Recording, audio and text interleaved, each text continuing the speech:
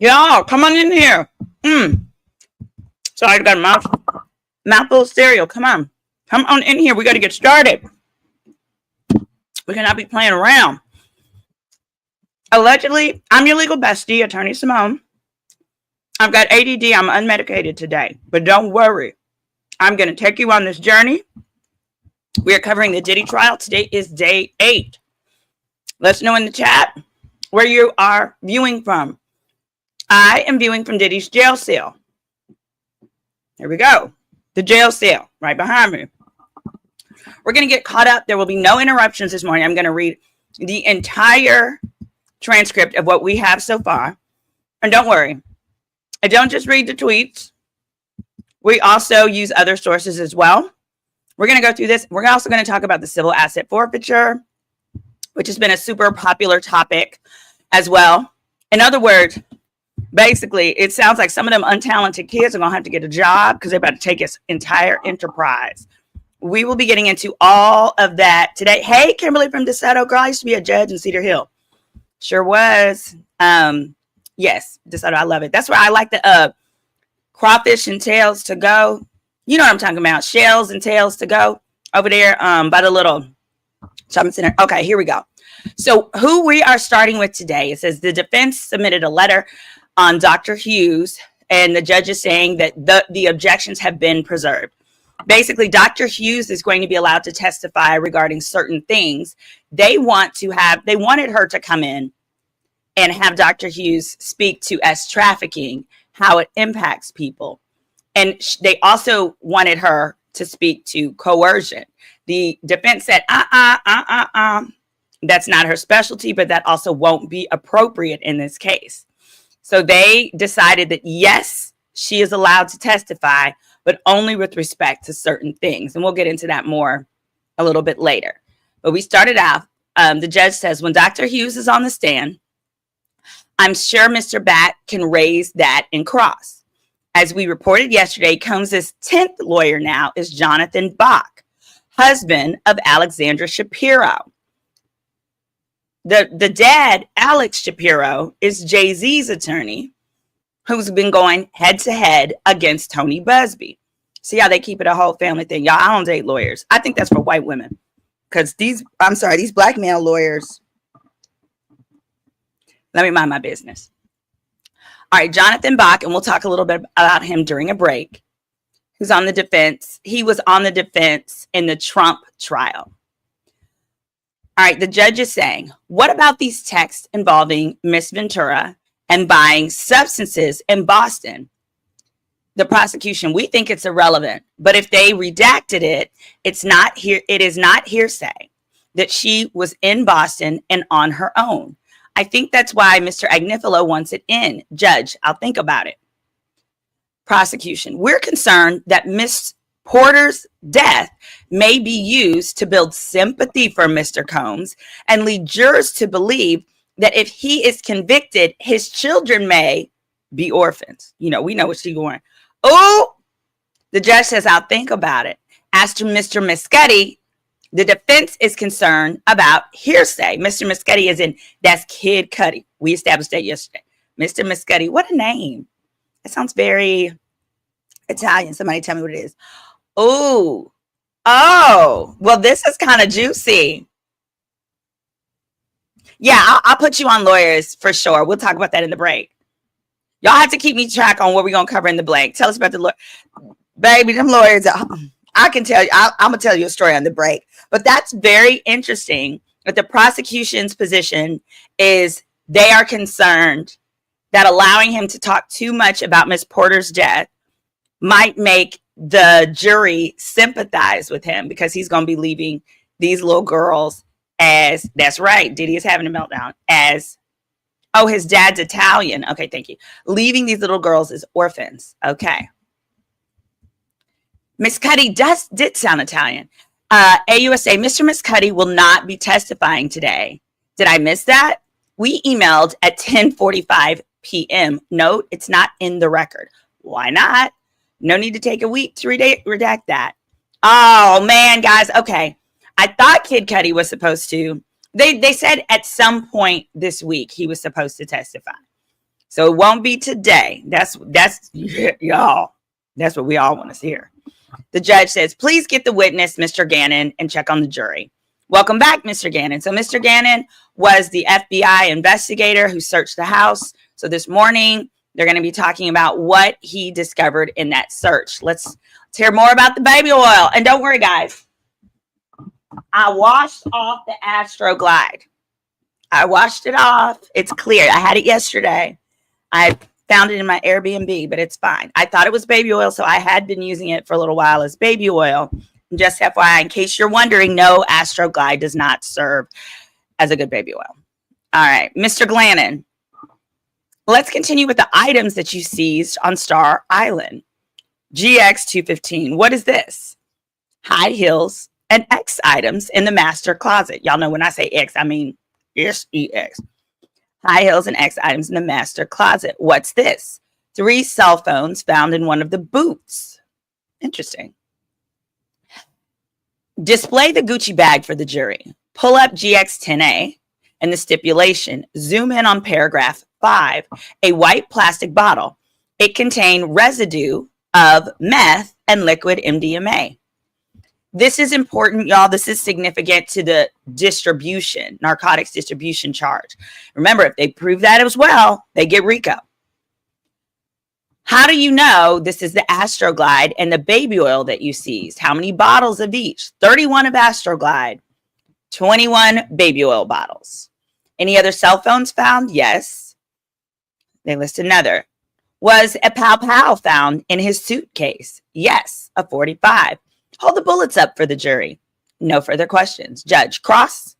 The day of the search, you knew that Mr. Combs was leaving the country with his twin daughter. Sidebar.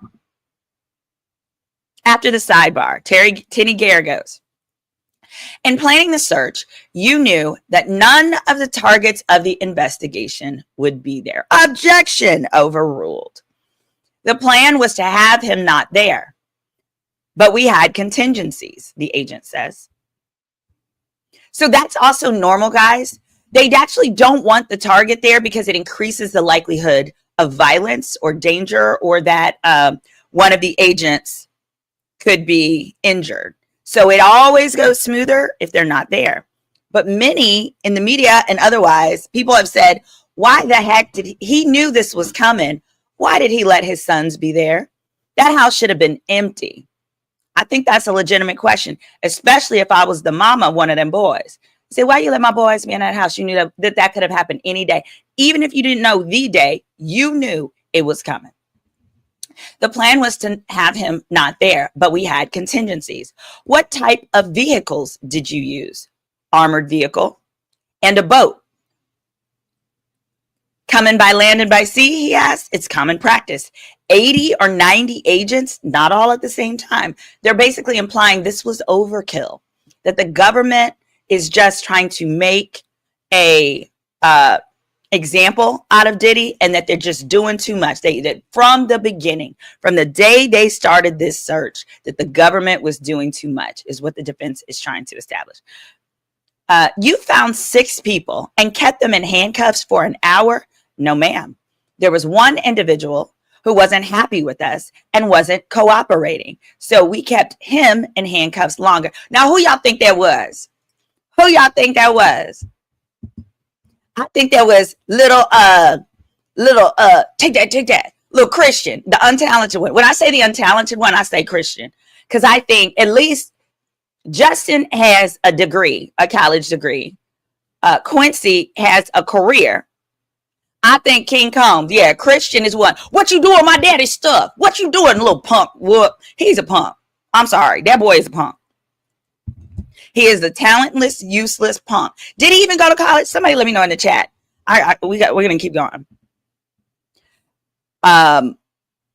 So one wasn't cooperating, so we kept him in handcuffs longer because he wasn't happy with cuffs. There was a music studio in the guest house, right? Do you recognize this? Yes, ma'am, it's the studio. There's a photo of mixing boards, keyboards. Love is jeweled in script over it. While Agent Gannon's on the stand, it says, here's a courtesy. Okay, this is from the artist. Oh, from yesterday. Oh, hold on. Let me make this bigger. These are photos from yesterday when the same agent was on the stand. He's picking up, it looks like a pow pow, but wait, look at Diddy. This is Diddy. What y'all think? Diddy look, ugh. I mean, he could have been just taking a moment to clear his face, but he appears to be frustrated. It says, the defense is saying, the gun was wrapped in a towel. It didn't look like how you or the pow pow was wrapped in a towel. It didn't look like how you displayed it to the jury yesterday, right? Yes, ma'am. Okay, that was because the photo above, this one is how it was displayed to the jury. They're saying, yes, ma'am. Did you find any photos of Mr. Combs with these firearms? No, we did not. Do you agree that handguns, metal, is easier to get fingerprints on than maybe a different type of device? Can't say if it's easier, but it can be done. Can you get prints off of a pow pow? Easier than when it's inside. I don't know what inside means, but and he says, I think so. At HSI, you have Mr. Combs' DNA, correct? He says, I don't know. When he was arrested, the government took a DNA swab, right? I don't know. Hold up the Gucci bag. What they're trying to establish is that Diddy's DNA and fingerprints were not on the pow pows that were obtained. Listen, that's why this is called RICO, ladies and gentlemen. No one is expecting Diddy to do the dirty work. And I'm going to put on the screen after we finish, after we get all caught up, I'm going to put on the screen Cassie's email from yesterday that substantiates that he says himself, I'm not going to do it. My hands are going to be clean, but I will usher other people to. I will direct others to. That's what makes things RICO. It says the substances in this bag and in the puffy box, right? Yes. Your Honor, I'm going to introduce the sealed exhibit with the help of IT. May I approach the witness? Yes. May we proceed? Cut off the cameras so we can't see it. Cut them off. Teeny says, please don't say the names of the people in this photograph other than my client. Don't talk about it. Prosecutor, may we confer with counsel? Judge, you may. All that means is celebrities. I think it means two things. I think it could be celebrities or it could be his kids. Which I'll think. I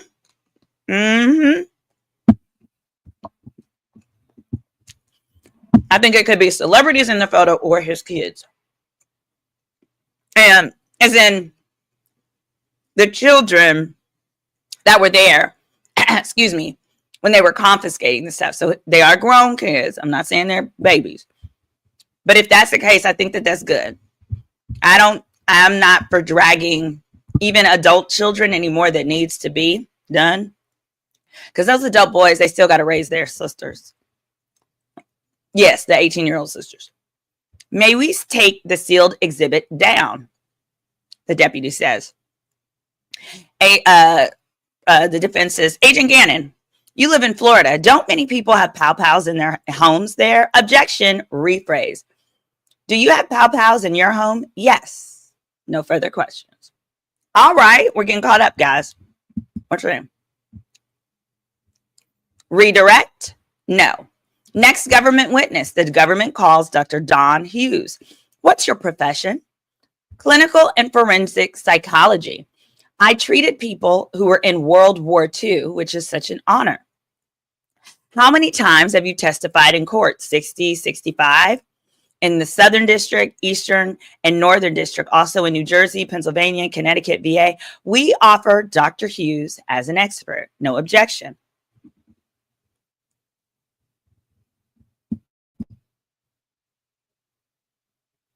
Yeah. Okay, so what do you guys think so far of the testimony that was put on by, here we go, of the testimony that was put on by the federal investigator? I think the point of that was to establish that weapons and substances were located in his Miami home. I think that was just a point.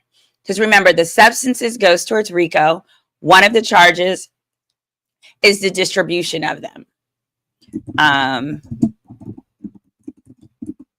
going to pull up more on this expert. All right, here we go. So this is Dr. Hughes's page. It says forensic psychology is the application of science and profession to psychology to questions and issues related to law and the legal system. In her practice, she conducts comprehensive psych evaluations, provides attorney consults, and serves as an expert witness in the general area of psych disorders, intimate partner violence, coercive control. That's one area that allegedly the defense successfully moved to prevent her from discussing. No coercive control. And remember, coercive control is what is the difference between prostitution and S trafficking. She also focuses on adult survivors of different forms of S abuse, harassment, cult, and stress disorders. She was also an expert in the Harvey Weinstein case. Here's an article about her. Meet the forensic psychologist set to testify at both Weinstein and Combs trials. We're waiting for additional text messages, so we're going through this now as we do. All right, so what we've got, Dawn Hughes is, this is what she looks like. Okay, has been an expert witness in some of the highest profile S misconduct trials over the last several years. This spring, she'll be a key voice in 2 blockbuster cases. In the coming weeks, Hollywood producer Harvey Weinstein and Diddy will go to trial in separate Manhattan courtrooms. 2 defendants face different charges, different judges, and potential punishments, but the proceedings will share at least one element, her. The upcoming court cases will not be the first time she played a key role in dramatic legal sagas. In recent years, she's taken the witness stand in other high-profile misconduct cases that drew national attention. When the NXIVM cult leader, Keith Raniere, went on trial in 2019, Hughes was on hand to explain to jurors how serial S abusers gaslight their victims. 2 years later, she testified at R. Kelly's federal trial, telling jurors the R&B singer had subjected victims to psychological entrapment. So defense already had an idea of what she's going to testify to for multiple reasons. Both because she did it before successfully in these other cases, but also because in advance of someone being able to testify, the other side has to submit a copy of their report and what they're going to say. And that report has to outline what they're going to say. They cannot deter from whatever is in that report. It's not permissible. Basically, they can elaborate on certain things, but the gist of the testimony must always remain the same. Hold on. Let me refresh.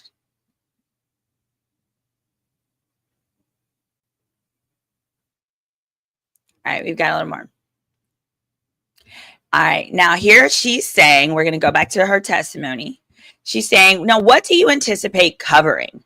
Why victims stay? Memory? Have you been retained by the government? Yes. What's your hourly rate? $600. $600 is the hourly rate, and it's $6,000 for the day in court. If you guys attended my webinar on It's Not Too Late for Law School, Grown Folks Edition, There was a woman on there who was a therapist, and she asked, what were my thoughts on her going to law school? And this is exactly why I said it could be a good idea, because she would be an even better expert. You can get more expert experience, but she could also be great with family law, with court, with mediation, etc. But they pay a lot. They pay a lot. Now you have to get up to this level. She's been doing this for a really, really long time. But yeah, $6,000 for one day in court. And that is reasonable. I know it sounds crazy, but the reason is because that day in court, that $6,000 per day that they get, you got to remember, most cases, this case is an anomaly. But in most pro bono,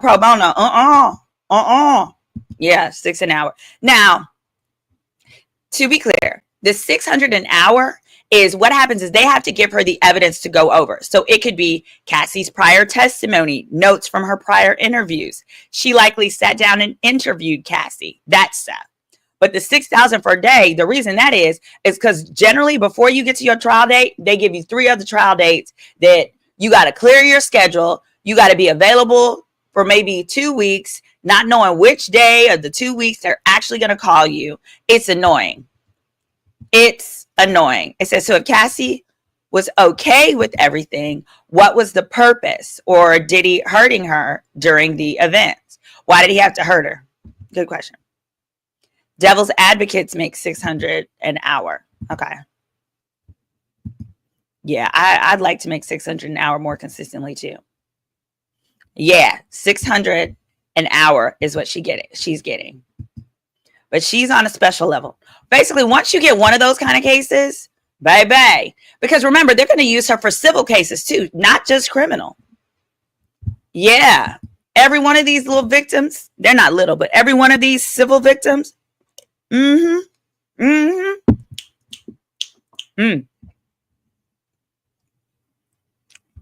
a good day.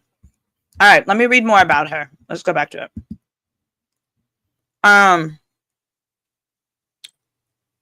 So she did the trial of Keith Raniere, the cult leader in 2009.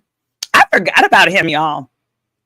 That was a Caucasian man who was supposed to be a serial S abuser. Because people like to act like Diddy is the only one that's ever been tried for S abuse in these situations. And they try to act like that cult leader. All those women were consenting. They were consenting freaks. Freak hoes. Freak hoes. Bounce it. Make your knees touch your elbows. That's what they try to act like was going on. It says 2 years later, Don Hughes, testified at R. Kelly's federal trial, telling jurors the singer had subjected victims to psychological entrapment. Raniere, the cult leader, was found guilty of racketeering, sex trafficking, and possession of child porn. R. Kelly was convicted on 1 count of racketeering and 8 of violating the Mann Act, a law that bars transporting people across lines for any immoral purpose. Hughes reached a new level of national awareness after testifying at the Johnny Depp Amber Heard defamation trial. She took the stand during the 2nd month of the case and rendered her professional judgment in no uncertain terms. She said Ms. Heard was, in fact, the victim of intimate partner violence. Hughes told jurors inside of the courtroom she based her assessment in part on the nearly 30 hours she spent evaluating her. He vehemently denied her abuse claims. Ooh, for the Diddy fans in the chat, or some people aren't even fans. Some people just feel like there should be a not guilty for Diddy. For those people, how do y'all feel about knowing that? Because I'm going to say, I think if Amber Heard was an intimate victim of intimate partner violence, so was Johnny Depp. So my question can be, are you saying she was the only victim? Or are you saying a victim? Because Amber Heard is the same woman who impacted emotional abuse on this man by pooping on his bed and just leaving it on the bed just to piss him off, just to make him have a bad day. I'm going to tell you this. If you poop on my bed, I'm going to beat you up. Man or woman. Man or woman. You poop on my bed, I'm cold cocking you. I'm cold cocking you. I'm cold cocking. Disappointed to say what? Which part? The Amber Heard part. Yeah, I think here's why. If you might be talking about you're disappointed to hear me say that about Amber Heard. I'm not sure. I'm going to tell you this. From what I know of victims of DV, they don't do things that, what's the word? Provoke. They don't provoke. Pooping on my bed is provocation, Justice Shrink. Okay, she's saying that was never proven. That was never proven. You're right. But I feel like the two of them drove each other nuts, and that you had two nuts. Johnny Depp is a crazy person, and so was she. They also had she was given a personality test. I know because I took it myself, and her personality test also confirmed that she had a particular personality disorder. I don't know, lots of people have those. But yeah, Cocomelon mind control, because there were, okay, there you go. But that is so interesting to me that, yes, she said Amber Heard was the victim of intimate partner violence. My assumption is going to be, you don't say someone is a victim if you feel that the other person was also a perpetrator. I personally, but I'm not the expert on that. I'm saying both of them were nuts. Because how do you stay with a woman who just pooped in your bed? That should have been the end of the inquiry. Anyway, Heard ultimately lost the case. We know that. Yet the outcome evidently did nothing to diminish her lawyer's esteem for Hughes. In an interview, her lawyer described Hughes as an outstanding expert, probably the best I've had in the 40 years of practice. She's extremely detailed, extremely thorough. When she goes in to talk about any aspect of the case, she has researched it thoroughly, and she's reviewed all the evidence. She's able to talk to a jury in layperson's terms. That is the key. Layperson terms, to be able to communicate some of this very difficult areas like DV and the R word. Hughes declined an interview request, saying in an email that she does not speak with the press or media regarding ongoing matters. True professionalism. True. Hughes's professional specialties include interpersonal violence, traumatic stress, anxiety disorders, according to her website. She keeps an independent practice in New York, where she is a clinical assistant professor of psychology at New York Presbyterian Hospital, Cornell Medical College. I went to Cornell Law. I'll say this too. I love practitioners. That's why she's probably so good at speaking with jurors, is because she's an assistant professor, because you have to be able to break it down to your students. I love breaking things down to my students. Elizabeth Geddes, it says, a former federal prosecutor who was part of the legal team that secured the conviction against R. Kelly in Brooklyn, said Hughes is skilled at explaining to jurors what many perpetrators of abuse have in common, as well as behaviors commonly exhibited by victims of misconduct. Prosecutors rely on individuals like Dr. Hughes to help jurors understand certain behaviors that may not come across at first glance, like abuse, typical tactics that are used, and why some victims don't immediately report or go back, probably. All right, let's update. We got updated text. Here we go.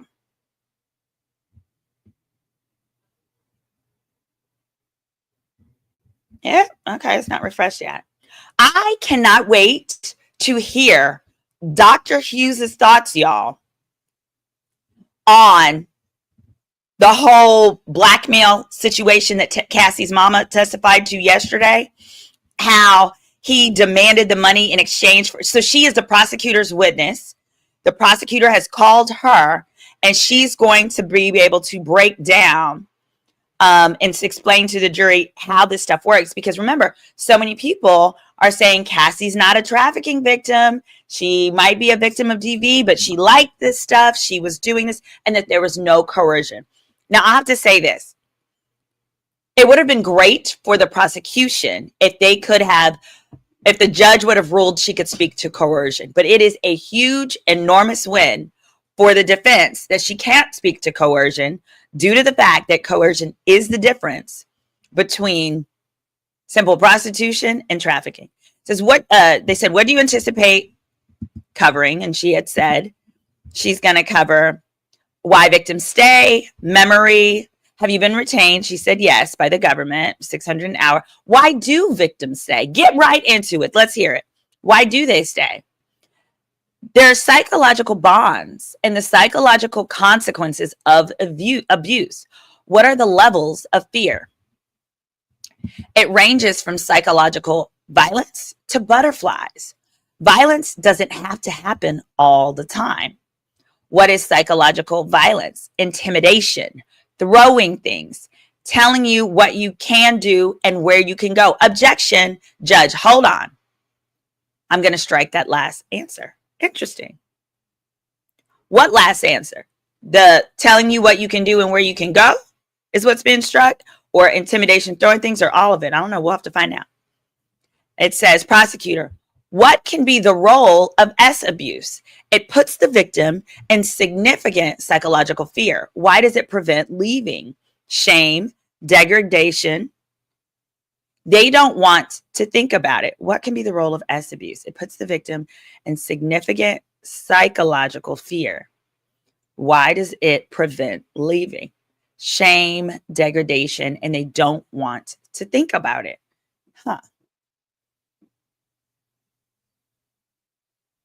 That's really sad that S abuse makes the victim of it feel ashamed.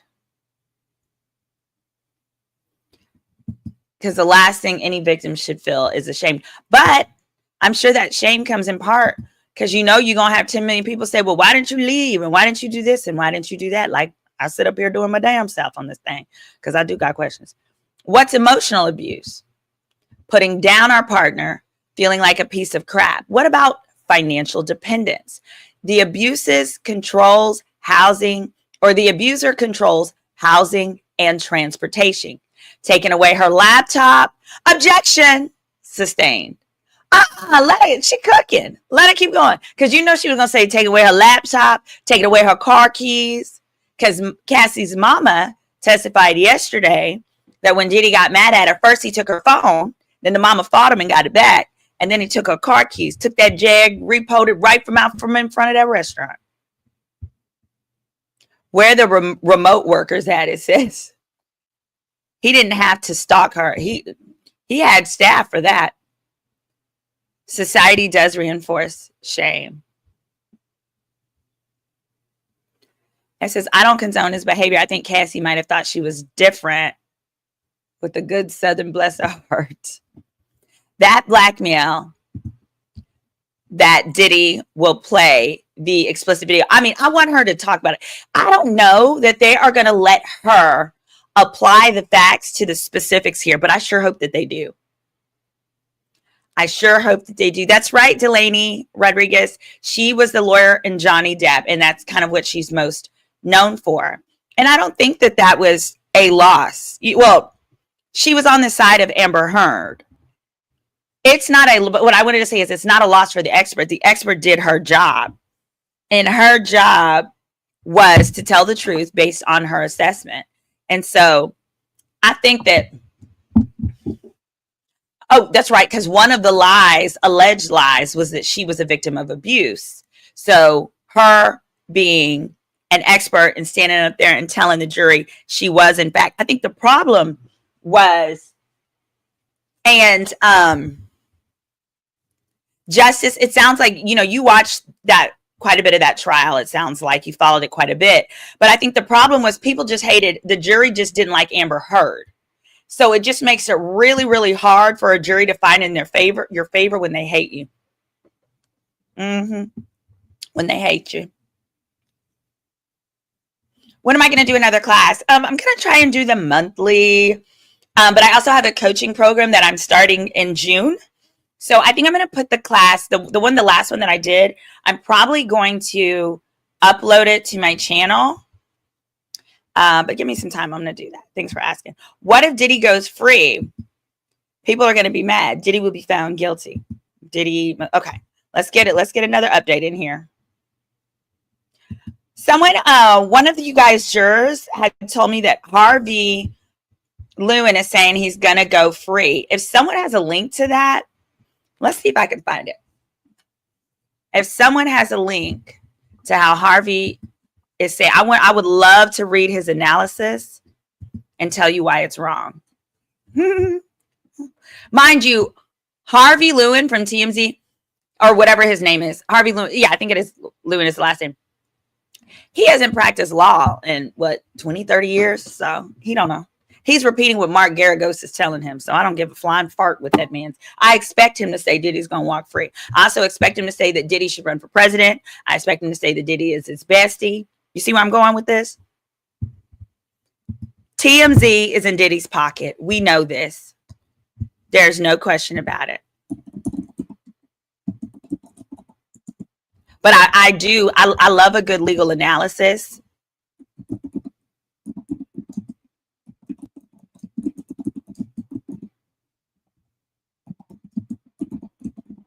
Let me see. Oh,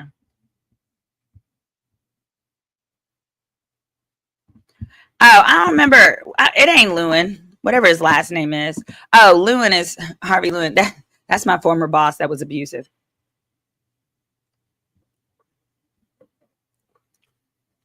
Let me see.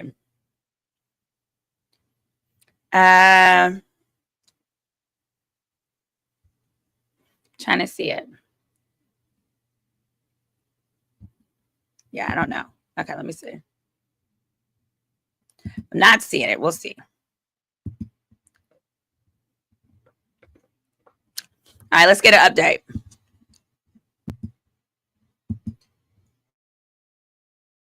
Anybody? Lord. Okay, here we go. So the prosecutor's case, no, it doesn't look weak to me right now. Aspects of it are weak, for sure. Diddy does have a PR team. Harvey from TMZ like men's. Anyway, wait a minute. Some of my favorite people are the gays. They are the gays. So you can be gay and correct. The gays are some of the smartest people in law school, actually. All right, what is JD? Actually, JD means somebody graduated from law school. It stands for Juris Doctorate. Usually when people use JD instead of Esquire, it means they're not practicing law. Esquire means you passed a bar. So if you have JD, some people use JD because they did not pass the bar, but usually JD means they're not practicing attorneys. So for example, a lot of my friends that work in-house for companies, they might work in HR or this, that. They'll put JD at the end. They don't put Esquire, ESQ. If ESQ means that you passed the bar somewhere. So usually if I see JD, I assume somebody hasn't passed the bar, but it doesn't mean that. Levin, Harvey Levin, thank you. JD just means they're not practicing. Thank you. Thank you, As You Pritz. Yes. Thank you. Harvey Levin. Let's find that link when you find it. Very good, Jess. Yep. Esquire means pass the bar somewhere. That's right. Juris Doctorate. Where I got mine? I got mine somewhere around here. I feel so bad for people who can't pass the bar. I think you should be able to get some of your money. You should have to pay off your whole student loans. You ain't passed the bar because clearly you didn't get all the value. What did R. Kelly go to prison for? RICO. R. Kelly went to prison for RICO, the Mann Act, which was transporting people across state lines for immoral purposes. That was for the prostitution, basically. He really wasn't paying people like that. He was actually kind of stingy. Let me tell you something. If I were able to negotiate payment terms in exchange for ass, I would want that. I need you to be generous. All right. We got one update. Are you familiar? It says, are you familiar with love bombing? Dr. Hughes, that's the honeymoon phase. The abuser showers her with gifts and affection to get her back. Does the attempt to leave happen over time? Yeah, it takes multiple attempts. That's helpful. Love bombing. Oh my gosh, I miss love bombing. If there's any man in the chat or watching this that wants to love bomb me, I'll take it. I could use a good love bomb. Sheesh. Good job, James Joseph. Pass the bar first time. You go, boy. Boom, shakalaka. That's right. All right, let's see if we can find that. I'm going to see if I can find that Harvey Levin article.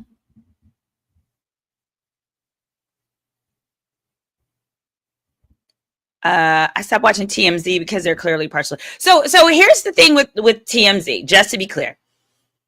So Harvey Levin and Mark Garagos, who is part of Diddy's media team, he's a lawyer, but he is part of Diddy's media team. They're besties and they have a podcast together. So in turn, they feed to TMZ stories that they want out that are favorable to Diddy. If you watch, not once since this whole thing is broken have they released any stories favorable to the victims. Not a one. Including with the one alleged victim, Thalia Graves. She's the one who alleged that he assaulted her, that him and his bodyguard told her that, hey, she needed to get in the car. She was dating one of his producers. Then they drove her to, I believe it was the studio, or from the studio to his office or something, whatever the other location was, and they assaulted her there. They claimed there were text messages released that claimed that she, the victim, was trying to pay her boyfriend, offered him $4 million to basically lie. Other text messages revealed showed that what she was saying is, hey, if I get a settlement and you corroborate, what you had already told me. It was what he had already, apparently that boyfriend told her, hey, a tape exists of your assault, and that tape was shown to multiple people. She had blocked it out. The victim had blocked it out for years. Her boyfriend tells her, can you imagine? Because it had just happened after the Cassie settlement. And so this guy thought, hey, statute of limitations has passed. I'm going to tell my ex that this tape exists in case, I don't know, maybe she wants to do something about it. So he tells her. So she's basically like, oh, good looking out. I'm going to get a lawyer. If I do, what do you want to basically corroborate what you just told me? And that's one version of the story. The TMZ version is she was trying to pay him off. So we will see, and we will see. Because all that should be part of this case. By part of this case, I mean, I believe that, there we go. I believe that they're not going to talk about the whole, well, you tried to pay this. They're going to bring that out. If that victim is called to testify on cross, you better believe. Oh, okay. It says Harvey said he believes Cassie's every word. Okay. And then to the person that said that they had written and said, yeah, Harvey, so he can say he believed Cassie's word. And thank you for the super chat. But he might not believe that Rico was proven. And because two things can be true, right? Thanks, Jess, for being a new member as well. Thank you, Shelly B. Waiting for the tea from our legal bestie. Really, really appreciate you. Two things can be true. And so Harvey may believe Cassie. And that also speaks to those who say this is just DV and that this isn't Rico. But I think this is another case where two things can be true. It can be DV, it can be ST, the trafficking. But then more importantly, remember, you don't need trafficking for a RICO conviction here. There's 8 ways to get there. There's basically 7 because 2 of the 8 must be proven. So there's 7 different ways. All right. They ask, what is psychological violence? Intimidation, throwing things. Oh, yeah, they had to strike that one. Hold on. Next up, they just have, are you familiar with love bombing? The honeymoon phase. The abuser showers her with gifts and affection to get her back. Does the attempt to leave happen over time? It takes multiple attempts. Which is the most common coping mechanism? He says, trying to work it out because of the trauma bond. You don't want to lose your partner. Personal coping mechanisms. How does placating or appeasing work? Well, you're trying to avoid abuse. Let me tell you this part too that I had to realize. I'm a master now in love bombing. You, baby, you could love bomb me. Let me tell you something. I dated this crack baby. We're waiting on more texts, y'all. We're making on more. I promise this ain't me. I dated this crack baby. Okay, he was so cute. Oh my god, he was so cute. He's so cute. He was so cute. He was very smart, brilliant. He had a master's. I think he had a great degree from a top school. I won't say which one. Okay, Stanford. Anyway, I love me some them Stanford boys. Oh, they be so smart and then they be cute. Avoid the Kappas, or don't They're really cute. Anyway, but so I was dating this crack baby, and he was just like so loving, so love bombing, all of those things. In the beginning, I was like, oh, he's doing too much. I was like, this man's about to be a terror. And so one day I looked at him and I said, oh boy, this is about to be the best 26 to 29 days of my life. And he started laughing. I said, has anybody ever called you a narcissist? He started laughing harder. That means yes. And he was like, why are you saying it's only going to be 26 to 29 days? I said, because you love bombing the hell out of me. I can already see where this is going to go. You about to do something real crazy. You about to do something real strange. Are you a thrower? I said, you like pick stuff up and throw it when you get mad or what? How does this work? He said, what are you saying? He was like, no, I don't really do stuff like that. I said, you ever been to therapy? He said, no, I don't believe in therapy. I said, oh, we got a winner. We got a winner. I said, oh yeah, you about to love bomb the hell out of me. Oh shit. I said, I don't know, you might steal, but he got more money than me. He got a lot of money. So I said, oh no, this is about to be over. Because this how you know, this usually the signs of a narcissist, they usually came from a real traumatic background. Like I told you, he was a crack baby, but you could tell. He raised himself pretty much, bless his heart. Then he's really, really an overcomer. So then he got himself a full ride to Stanford, went there. Oh, I shouldn't say it. A full ride to the top school, went there, succeeded, did really, really well. And then he don't believe in therapy. That's always a cue. Oh, I don't know what I would talk to them about. All that shit you done been through, all of it. Which one? Pick one. You don't know your daddy. He'd be in the room right now. We would know. We would know. Most people say, I'm calling cap on your stories. Anybody who knows, I have never assaulted a man in my life and I had to slap him in his face on our date. That's when I realized it didn't need to go no further. It didn't need to go no further. But yeah, but he just busted out laughing when I said, oh, this is about to be the best 26 to 29 days of my life. Because I knew at the end of those days, his true colors were going to come through and I would want to attack him. Or something would happen. It would be something. It would just take me out of my element. Something would happen. I don't know if authorities would need to be called or what, but I said, this is not going to go well. We're still waiting for updates. So some people are like, you tell too many stories. Well, what else you want to do? Want to look at each other? You want to sit here and just look at each other while we just waiting for more? No, he really did do that. Okay, I'll tell y'all the point since we still waiting. I hit refresh. I'm going to tell you why I ended up having to abuse this man in his face. So he was an alcoholic. Another reason why he needed to go to therapy. Okay. He was an alcoholic. And so he flies me into his city and there's a big time zone difference. So I'm kicking it. We go to dinner. Gosh, we did a lot of things. Wait. No, look at this. I was really trying to get this man. He flies me in. I show up with 2 bottles of his favorite champagne in my hands. We drink it. Then he told me something. Oh, we got to go to the gym. I'm like, oh, he had an appointment. He does like Orange Fitness, like one of them. So we go, I work out. I go to Orange Fitness. Then we have a nap and I do it to him because it's common courtesy. And then we go to dinner, but I'm like, exhausted. We go to dinner. We go out. My body is on a time zone that's like 2 hours later.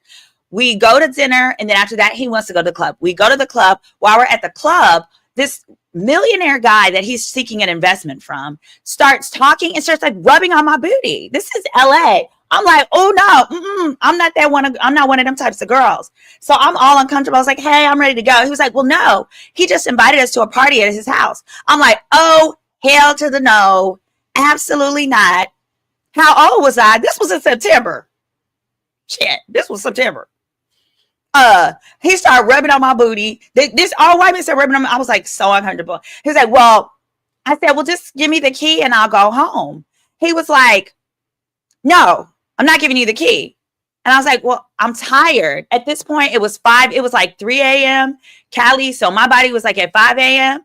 I was like, well, I'm tired. He was like, you're not going to control me. I said, you can go to the party with the booty man. I don't want to go because I'm tired. And he was like, no, I'm not. No, you just need to come on. And I'm like, the guy was just being inappropriate, touching my butt. He was like, well, your butt's showing. It's a big old butt. I like your butt. He was like, it's California. Like, come on, maybe he's going to do the investment. I was like, what in the whole fart? So I'm just so exhausted at this point. So I just start crying. Well, there's some other girls that he knows that are there. And they were like, yo, just take her home. She's crying. Oh, because what happened was, so then I was like, fuck it. I'm going to fall asleep in the club. You won't let me in your house. I'm going to fall asleep in the club. So I just started falling asleep in the club. He comes over, he's shaking me. He's like, you can't sleep in the club. I said, well, give me the key so I can go to your house and go to sleep.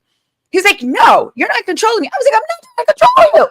That's how I knew he's a crack baby. I was like, you are a crack baby and it's still in your system. I can tell. I can tell. So then I can't, he was like, no. And so then I can't take anymore. I just start crying. You ever had that cry where you're exhausted? For me, my worst fear is being stranded somewhere. So I was already exhausted. And then now I'm feeling like this is my real life nightmare. All my stuff is at his house. My phone battery is fixing to die.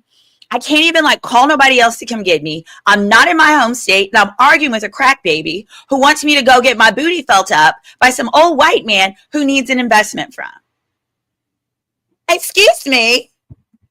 Excuse me. This is not where I thought my life would be at this point. So I'm just crying. So the girls are like, you need to just take her home. You need to take her. So he aggravated. I call an Uber. I don't even know where the Uber's going to take me to, but I call the Uber. The Uber comes. We get in the car. He picks the fight with the freaking Uber. Now, at this point, I'd been there. I got there at 9 in the morning, and it's now 4 in the morning. I got there at 9 in the morning the prior day. It's 4 in the morning. He picks the fight with the Uber. Every Uber we'd been in, so to date, he had gotten into it in some kind of way, attitude, this, that with the Uber. Now, he's drunk. It's 4 in the morning. He makes this Uber so mad. The Uber goes, pulls over and says, get out, get the F out. I looked at him and I just went, wow. I smacked the hell out of him.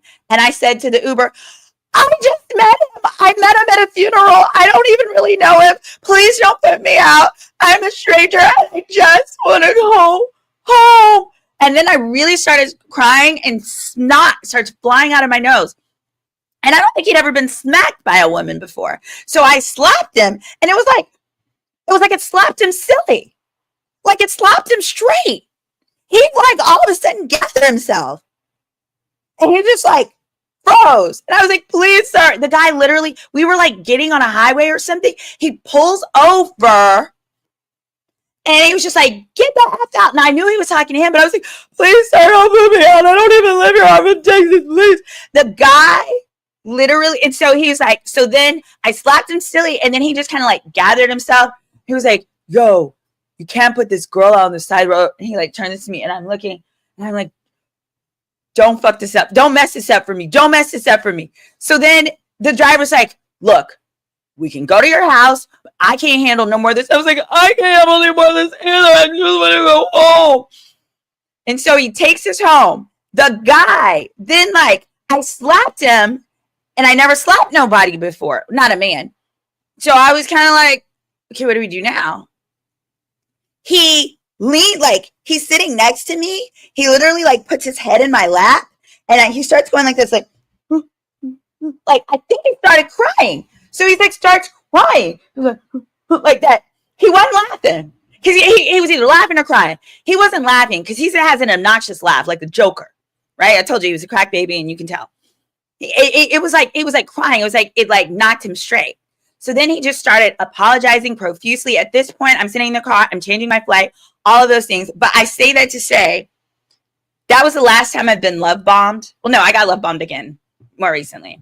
But that guy, he's a phony. He's not going to work. So anyway, we should have some more text message now. The point is, love bombing is dangerous.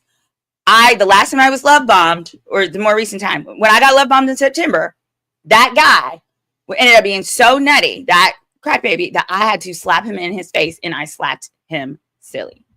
There you go. All right, next up, the updated messages we've got.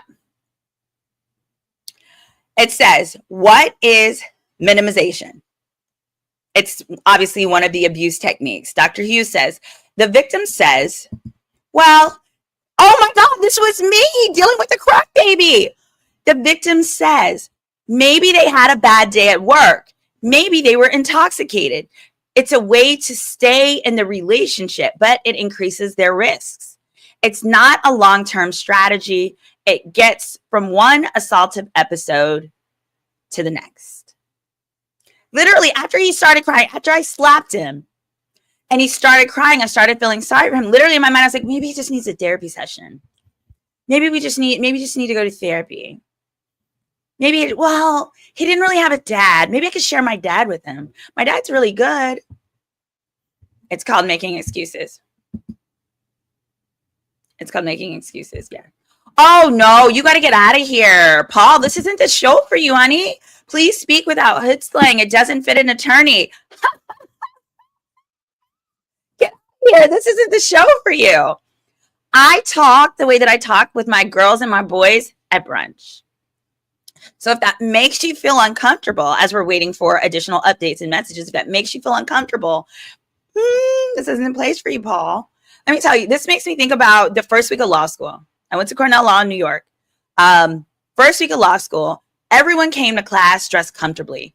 Sweats, jeans, t-shirt. There was this one guy, every day, he would wear a suit. Full out freaking suit. Every day.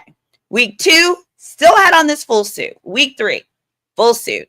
And the professors are like, hey guys, if you're going to make a study group, this is the time to pick your group, pick your study groups. So many people are like, oh, I want the guy in the suit. He's going to be my study group. They're like, Simone, who do you want to be in a study group with? I said, anybody but the guy in the suit. They were like, why would you say that? I said, because he's full of shit. He's a phony. I said, why would you say that? I said, there's 216 people in this class. He's the only person in a suit every freaking day. We study we go to class early. We study all day. Nobody wants to wear a suit. It's not comfortable. He is wearing the suit to mask the fact that he doesn't know what the fuck he's doing. He's trying to look the part because he ain't the part. So when you meet people who feel like they have to, I have to carry myself like a lawyer at all times, they're probably a shitty fucking lawyer. They're probably a terrible lawyer. Because the good ones of us, we go so hard in our practice. We work so hard and we have results for our clients. Our clients don't care if we cuss outside of court. Our clients don't care if we go to brunch and we have a drink or two, or if we smoke a little hookah. They don't care what we do as long as we are excellent at our jobs. We know what we're doing and we are professional at all times when we are representing them in the courthouse, on an email, or what have you. So when you meet those lawyers who feel like they have to pretend and act like their lives are so freaking perfect, by the way, lawyers lead the nation and the people that want to, profession of people that want to unalive themselves. Actually, we go back and forth between doctors, but any lawyer that acts like they got to be all perfect is a lawyer you want to run from. That's all. That's all. Yeah. I can't stand when people make their job their whole identity. Me either. That's what I have to watch out when I'm dealing with male lawyers. Because not all of them. Like I literally have some best friend male lawyers, but then there are some, like when you're dating them, depending on when you meet them, where they make it like a competition. I dated a guy. We're still waiting for updated text messages, updates on the case. I dated a guy that like, he was older than me. He was like 3 or 4 years older than me, but he went to law school much later in life. So I had been practicing for 5 years and he was like just getting out of law school. And he kept comparing where he was and his income to like what I was making. I was like, you don't have to do that. I love you for who you are, where you are. Like, you're going to get there. You're an amazing person, but he wanted to see it as a competition, so that wasn't gonna work, and didn't. I like men that are engineers or work in finance generally, because they generally have good common sense. All right, update. We got an update here. What's minimization? We talked about this one before. I'm going to repeat it. The victim says, well, maybe he had a bad day at work. Maybe they were intoxicated. It's a way to stay in the relationship, but it increases their risk. It is not a long-term strategy. It gets you from one assaultive period to the next one. What about the power relation? Ooh. I don't know. I'll make this bigger for you guys. You don't need to see my big old face. It says, what about, good. Thank you, Paul, for being a good sport and listening to my little story about the guy from law school. All right. It says, what about the power relation? Make it larger. It says, a person can have power as principal of a school. The victim asks, who's going to believe me? Wait. A person can have power as principal of a school. The victim asks, who is going to believe me? When does the victim finally speak?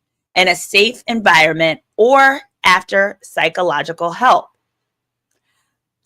Y'all, here's what I need the prosecution. There's a few things I need. But I need, as they're telling the story, and maybe I would have gotten this if I read the entire transcript. Y'all, the transcript is $1,300 a week, so I ain't got that right now. I need a clearer understanding of what ultimately let Cassie feel like she could be done with that. Is anybody clear about that? Y'all may have gotten that from some source, and I've been trying to pull it together, but I have been unclear. Here you go. Sorry, guys. I hope y'all could hear me when I was saying that. I just need a better understanding of what it was that made Cassie feel like, okay, now she could leave him. Was it him dismissing her? I don't think it was that. I think it was something mutual almost. Well, we did see that. You're right. Thank you, Coco Melon. Cassie was upset that Diddy called Kim his soulmate. Okay, you're right. I think you are right. That was what was articulated as like the last straw, because she was there. Cassie was there, and it was embarrassing. Yeah. I'll say this. Now, Blush, I think some people, like, if there's a doctor, some people feel like there's certain ways a doctor could be. My Paran, in my culture, Paran is your godfather, which is New Orleans Creole, Louisiana culture. Like my Paran, he got a neck tattoo of, he had 5 wives, of like his 4th wife's name on his neck or something. And he's a surgeon. And then they broke up because that's what happens when you get people's name tattooed on your neck. And he covered it with like a lion or something, and told a story about how there was a woman he worked in the ER. It was an old white woman. He was come back to checking her for surgery. And she was like, oh my God, you couldn't have been the doctor, right? Because in her mind, she never expected her doctor to have a neck tat.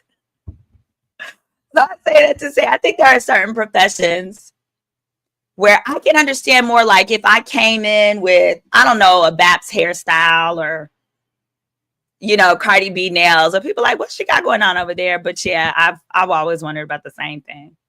But I do think that I would like, I just don't know if the prosecution made clear and really brought home why Cassie ultimately did get the strength to leave. So I'm hoping that perhaps this expert witness can make it make sense. Even if it was, yep, someone said Alex helped her leave. And that makes sense, but I want that to be very clear. So whether she says it, she the expert, or, you know, whether Cassie, I don't feel like the questions asked of the prostitution law, y'all, this case is getting me. I don't feel like the prosecution's questions did a great job of making clear, okay, what ultimately did help her. Yeah. So TJ, yeah. And I don't know that this person is a trafficking expert, but I think that would be good, because if the prosecution's theme is this is S trafficking because he had coercive control over her, you're going to have to connect the dots, in my view. Y'all let me know in the chat. Connect the dots as far as what ended that coercive control or whatever it was, such that she felt comfortable leaving. It's almost like you'd be better off having somebody that was still up under the person's control, like victim 2. In victim 2, victim 2 was supposedly with him all the way through 2024. So that says probably up to the arrest. So victim 2 might actually end up being kind of a stronger one. Here we go. Oh, thank you, Tracy Renee, for the super chats. It says EMDR sessions at Psych helped Cassie, not Alex. They did help. But the challenge is she didn't get those until 2023. So I want to know, what was it? Someone said she got pregnant. That would make sense. Now, I'd be wondering her. I'd be like, how you know who baby it is? Because there was a lot of overlap there. But with her getting pregnant, part of that question is, okay, you got pregnant, but still, like, when did you get pregnant? And then prior to the pregnancy, like, were you still dealing with him? Yeah. He was trying to, wait. So he just said, Simone, he was trying to Cassie you for the deal. That man was, yeah, you talking about the crack baby I used to date? He was so hard. Oh, this is a good one. Hold on. Let's get this one. Hold on. Someone was saying their boss is an art. Tracy, thank you again for the super chat. She said, my boss is a narcissist. He cries when you get in that behind. I bet he does. Okay. So you can relate to me having my little crazy crying narcissist. I mean, I slapped the crap out of that boy. I had to go to town on that boy. Because how you gonna get me put out on the side of the road at 4 a.m. in California, and I don't even live here? I even text, we had a mutual friend, Reggie. I text Reggie, like, Reggie, are you home? Reggie knew his friend was crazy. Reggie knew good and well that boy was nuts. Didn't say a damn thing. Shame on you, Reggie. Shame on you. Anyway. Okay. It says, the updated text fund. It says, what type of language do victims use when they first speak of it? The victim is the abuse. They minimize it. They are piecemeal. They remember the chipping paint on the ceiling, the smell of alcohol on the perpetrator's breath. Interesting. They remember it all. Y'all. Hold on one second. Oh, shoot. Hold on. Give me one quick second.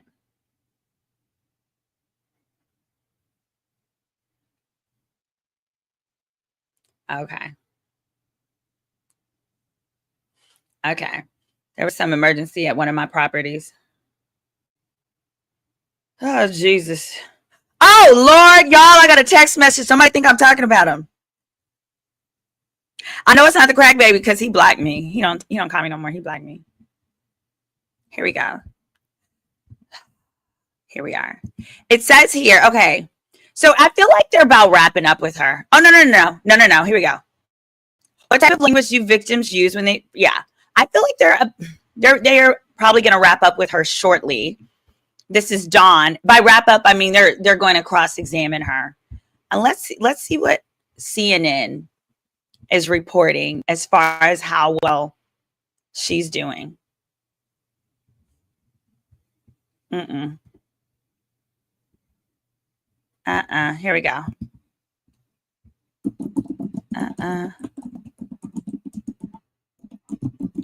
I mean, because it's okay, but it's really limited as to how well she can do.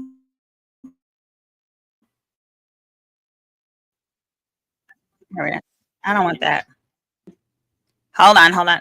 Yeah, it's really kind of limited as far as what she's able to testify. I just don't know that she's going to be able to connect the dots the way that I'm hoping.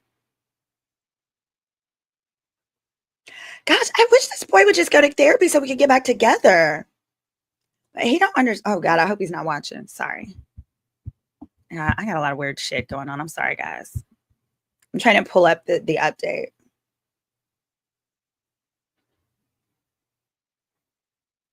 Here we go. Let's see. So we need. All right. Let's see what CNN is saying. They are saying they're breaking down. Here we are. I'm going to put this up.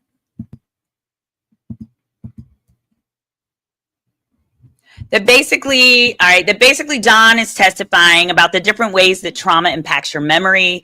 She explained victims will usually remember the core gist of a traumatic event and the sensory details they perceived as significant. Other details that weren't assigned any significance aren't reminded as easily. This is helpful as well for the jury to process Don's testimony, because if you've heard different descriptions of it, they basically talked about how Don kind of got mollywopped on cross-examination. So this will likely be an explanation that will help it to make sense. It says, okay, Coco Melon, we know what side you're on, sis. Coco Melon said, I don't understand why Cassie's defenders get mad when it's pointed out she was still entertaining Puffy while dating and married to Alex. Facts don't care about your feelings. That's true. Oh yeah, multiple people are saying it sounds like a divorce is around the corner. I have been thinking about how that money would be split. And I've said this before. Honestly, it depends on how the settlement was received. Like if the settlement is for her pain and suffering in a divorce, he can't touch a piece of it. If the settlement was for lost income, he would be entitled to a component of it that represents income that would have been awarded during the marriage. Does that make sense? So if the majority of it was for lost income that was like the 10 years before or would have been income prior to the marriage, he actually wouldn't be entitled into any of it. But yeah, I believe that this testimony, the testimony that Alex did hear, is testimony that they might need to go to a little therapy for. Now, y'all, do y'all think the defense is going to call him? He is on the defense witness list. That's why they were having him get up and leave the courtroom. He's on the defense witness list because there are text messages that Alex sent Diddy talking about he was going to beat Diddy's behind. As he should. That's a good man. That's a good man, Savannah. That's a good man, Savannah. As he should. Okay, back to the article. They're talking about trauma. Some traumatic memories can also be fragmented, but still be reliable. She says, she also said victims often hedge and minimize when they disclose abuse. Abuse victims often use minimizing and hedging language when disclosing it. They don't want to label it themselves. They don't want to be a victim. They don't want to label their aggressor as abuse. It's too painful to admit the fact that somebody who loved me did this to me and that they're still in self-blame. It says expert witnesses say it's common for victims to wait months or even years before disclosing it. I also think sometimes, depending on what kind it is, it could take you a while to realize it. I dated this guy in college, my college boyfriend. He was so dumb. He was dumb. Y'all, I was probably the only dumb person that I like actively dated. We dated for almost a year. But it took me a while to find out he was dumb because I studied abroad. And so we weren't around each other every day. But he would do things like pull my hair, pinch me. And like when those kind of things, and at the time I was what? I was a senior in college. So I was 20. I was 20 years old. And I'm dating this guy who's pulling my hair. Can you, I just need you to like envision that. As you can see from getting to know me on this, I have a strong personality. And dealing with a guy who pulls your hair is weird. Because you're like, how do I process this? You know? It's like, you can't call the police because somebody's pulling your hair, but and then, or he'd pinch me. He'd just like take my arm. We'd be like in bed and he'd just, so were you talking to that boy? And he would just, what the hell? What the hell? So, I don't know. It was very strange. The only thing I can envision,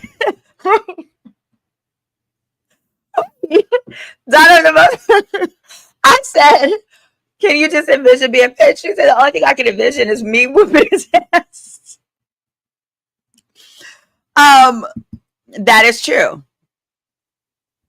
It's like they don't know what to do. I hated it. Yeah. Folks are sick, wishing a divorce on them. I don't think we wish it. I don't wish a divorce on them.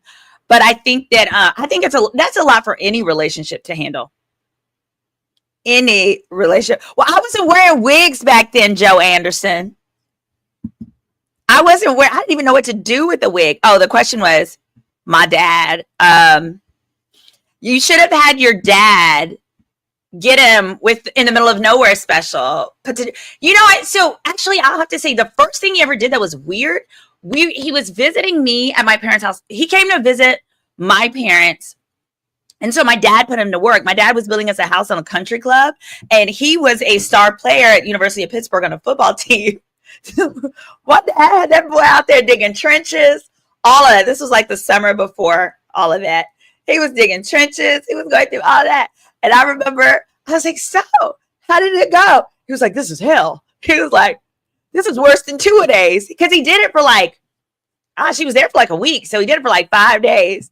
And my dad was like, oh, that nigga's sorry. He kind of sorry. You say he top of the team. Y'all must not be winning too many games. My dad said he was like a kind of a sorry player. But ultimately, I remember when he visited, we were driving in the car. I was driving and he got mad at me and he took the wheel and he did that. So I was like, get out of the car. I put him out. And then I went home and my dad thought I was crazy. So my dad was like, well, what did you do? Like, what caused all of this? And then my parents made us work it out. But like that happened. He was perfectly fine for an entire year. But it wasn't, he started doing the hair pulling stuff when I was trying to break up with him and move out. He knew it was very strange, very strange. After Alex left his relationship, he and Cassie got together. That was after she last slept with Diddy. There wasn't, okay. Thank you, Brooklyn. How do you know that? Just curious. Just curious. How did you find that out? It says it's very, okay. I'm looking at the comments. Call Pops. You want to hear him? You know what? Jay, I did. So let me see if I can pull it up. I audio recorded the call with my daddy. I'm scared to play it. I'm real scared. Let me see if I can figure out how to play it. Cause it's the audio. It's a child. I'm kind of scared. Here we go. Call with daddy. Here we go. I don't know. Let me see if I can. I might have to turn it into a video. I give me a second. I'm trying to pull up. It's bad. Daddy went to town, boy. Let me see. Yeah, I think I might have to. Let me download it. Yeah, I'm gonna do it after the lunch break. Let me see. I wonder if I could do a screen share of some sort. Hold on. Let's see. If I could do a screen share while we're waiting for more text updates. Hold on. I think we got to update.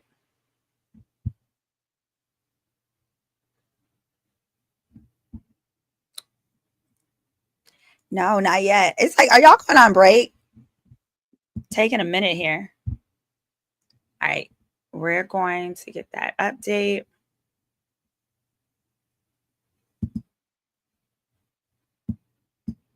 Now, hold on a second. Let's see. Got image, video. Let me see if I can do this share.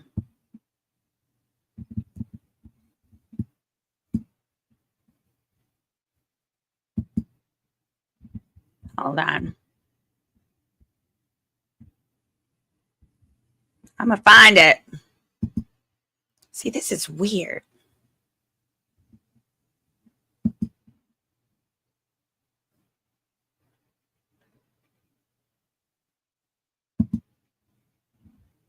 All right, this is weird. Hold on, y'all.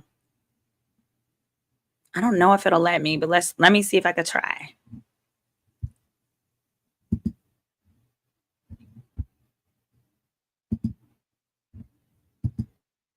Daddy, I was calling you earlier because Daddy, I've been covering the Diddy trial, remember? Yeah. Okay. Let me tell you about this testimony today. Hold on. It's too many like windows open. This is driving my ADD crazy. So I've been saying, I'm like, where is her dad? I do all this, you know, because the way Diddy was whooping her tail left and right. Hold on. Left and right. Daddy, I was calling you. All right. Yeah, I'm going to make it into a video and I'll share it with you then, because that was just driving me crazy. But yes, I'm going to save that one because I have the audio. It says Simone. What does it say? Hold on.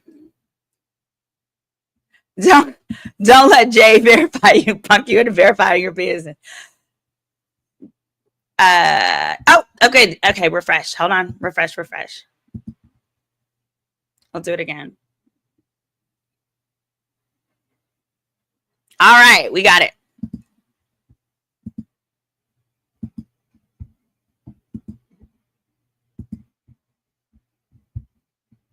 All right, let's see.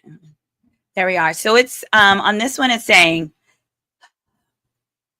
they asked what type of language do victims use? We have that one. All right, there is now then been a sidebar. And then cross-examination is going to begin by Jonathan Bach. That is the new lawyer. That's Alexandra Shapiro's husband. Someone asked, why would Alex Shapiro be on the legal team, given that her father is part of Jay-Z's legal team and Jay-Z and Diddy don't get along, allegedly? It's because it's all about the best. Diddy is not going to not have one of the best lawyers on his team just because Jay-Z does as well, especially because us lawyers, we have to keep secrets. We cannot share anything that happened. If I represent Jay-Z, I can never speak of that to anyone in the world, and definitely not Diddy. But I can't speak of that to anyone. I can't even tell Beyonce about things happening in the case. I can tell Jay-Z, and Jay-Z can tell Beyonce, or Jay can say, hey, I'll let Beyonce sit in on this meeting. But even then, some of those meetings, I'll be like, she can't, because if she sits in, it's going to invalidate attorney-client privilege. All right, so it says, back starts. He says, your clients, you observe them closely. Their cognitive style. Yes. People don't fit into boxes, right? There are categories, but the doctor says there are categories, but you have to listen to particular individuals, right? She says, I'm not divorced from my training. In other words, your clients, you observe them closely, their cognitive style. All right, let's look up Jonathan Bach while we're waiting for. Why are we waiting for a little update? Here we see. Jonathan Bach. What do we know? Ooh. What are they saying about him? Hold on. Diddy attorney.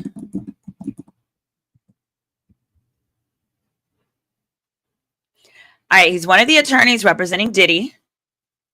He's part of the legal team that includes Brian Steele, blah, blah, blah. He's a partner at Shapiro, Arado, Bach. Okay, duh.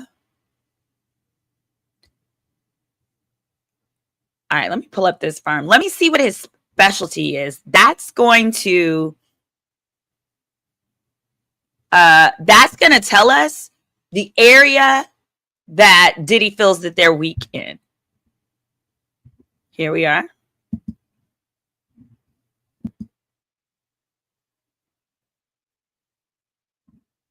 These sidebars are getting them. Says, I'm not divorced from my training, she says.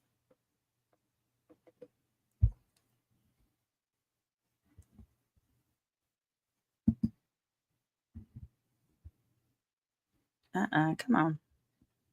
All right, we're still waiting for that update. It says for Jonathan Bach, while we're waiting for that update, it says that he's a partner. Oh, look at him. It says over the past 30 years. He doesn't look that old. Hold on, let me see where he went to school. I always start there. Yale Law School. He graduated there in 1990. Oh my God, he's old.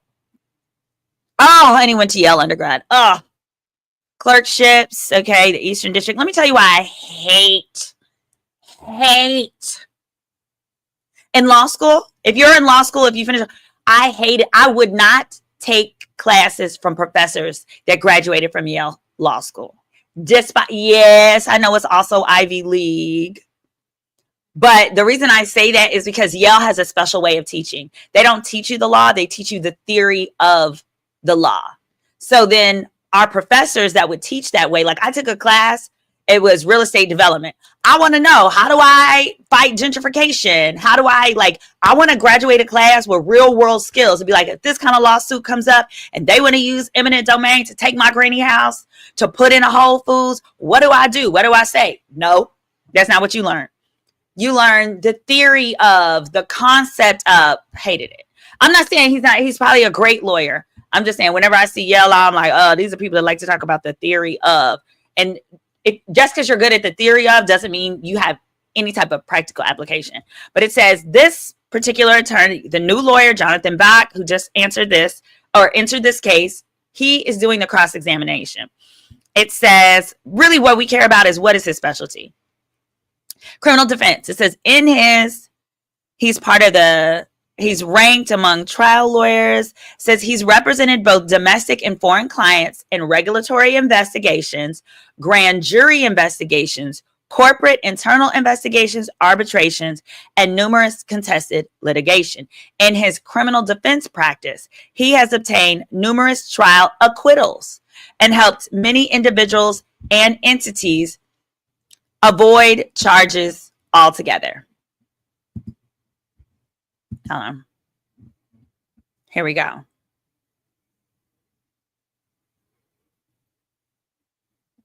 right.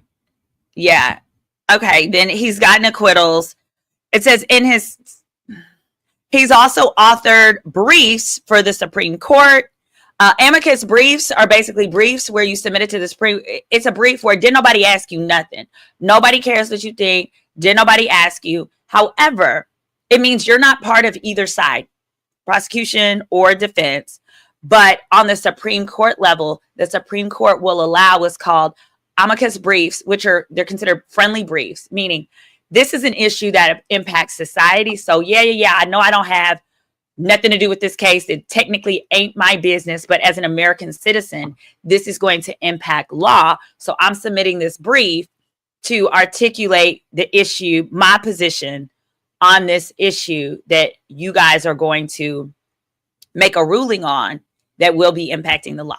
It says in his civil practice, he has successfully represented defendants in many trials and arbitrations. He's led litigation concerning securities and financial fraud, civil rights violations. Oh, that'd probably be Trump. Oh, sorry, I'm not supposed to say that I'm on YouTube. And discrimination, trade secret misappropriation, and various business torts and contract disputes. Earlier in his career, he served in the Federal Public Defender's Office of the Southern District of New York. That's what's trying this case right now, where the majority of his trials resulted in an acquittal or hung jury. That is huge. One thing you don't ever want, if you've got a federal trial and you got a federal one in that district, you don't probably want a federal public defender by and large. But if you can get one to get you a hung jury or an acquittal, it's amazing. Later in his pro bono practice, he obtained the acquittal of defendant David Lemus in a high-profile unaliving trial that had been the subject of extensive media coverage and 2 TV documentaries. Following numerous investigations, New York Times called the case one of the more notorious, vexing trials in the last 20 years. As part of the defense, he succeeded not only in clearing his own client, but in identifying and obtaining a witness stand confession from the actual unaliver. Wow, that sounds like a Perry Mason trial. All right, let's get back to this. Come on. He's a real life Perry Mason, that Jonathan Bach. Wow. All right, we don't have any updates there. They must be arguing. Because remember, with this witness, there's a lot that she's not allowed to talk about. So they're going to be fighting fervently to ensure that she doesn't cross the line, but also to prevent or strike anything that she does say that's impermissible. So let's see. We got a CNN update. All right. Yeah, the prosecution is done. with their questions, right? They're on cross. So the gist of what they've just said here is that the victim may not remember specific things, specific times of when they were abused. Trauma affects the memory and memories fade. The victims often hedge and minimize things when they're describing their abuse. And it's common that victims wait months or even years before disclosing it. While we are waiting, can Kid Cudi sue him for a new car? A new car, Christopher. A new car. He need more than a new car. He better sue him for emotional distress, probably for blackballing him in the industry. Mentally, it's been said that Kid Cudi has suffered from a lot of different mental health challenges. I don't know if those are I don't know that those are things that can necessarily be associated to Diddy. But I do think that, y'all, I'm reading the comments, I don't know if it could be associated with Diddy, but I would, if I were his civil attorney, I sure would see if I could correlate the two. If you could say, he was climbing with his career, and then there was a time after that of being blackballed. Yeah, someone else said trauma and heavy drugs. I wouldn't remember a thing. Somebody said I need to put itsy bitsy Tootsie Rolls on my thumbnail. But let me do this while we're waiting for more updates. Can we talk about the civil asset forfeiture that Diddy is facing? I said this last year. See, y'all are rocking with me now. Oh, no wonder this looks raggedy. Hold on, y'all. Hold on.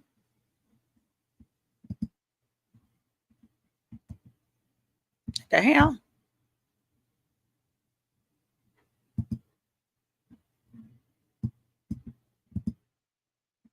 Hold on.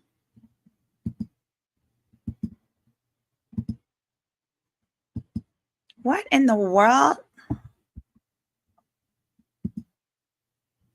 Well, something's wrong. I guess the camera is the problem. Hold on. All right, let me go back to where we were. Yeah, there's an issue with my camera. Apologies.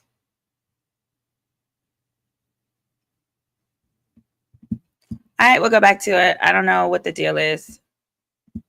But for some reason, the hell? Okay, this is strange. Hold on, guys. All right. I wanted to talk about, let's make sure we talk about the civil asset forfeiture and how that's impacting Diddy and his family. Because, child, that is some of the tea. I said this last year when I first went over this case, which was, let me go ahead and I'm going to put the indictment back up. So when we went through the indictment, this is the indictment. And we're talking about what will happen to his empire. There we go. Here are the forfeiture allegations. Putting these back on the screen. And I'm going to add a banner because people are ADD. How Diddy could lose it all.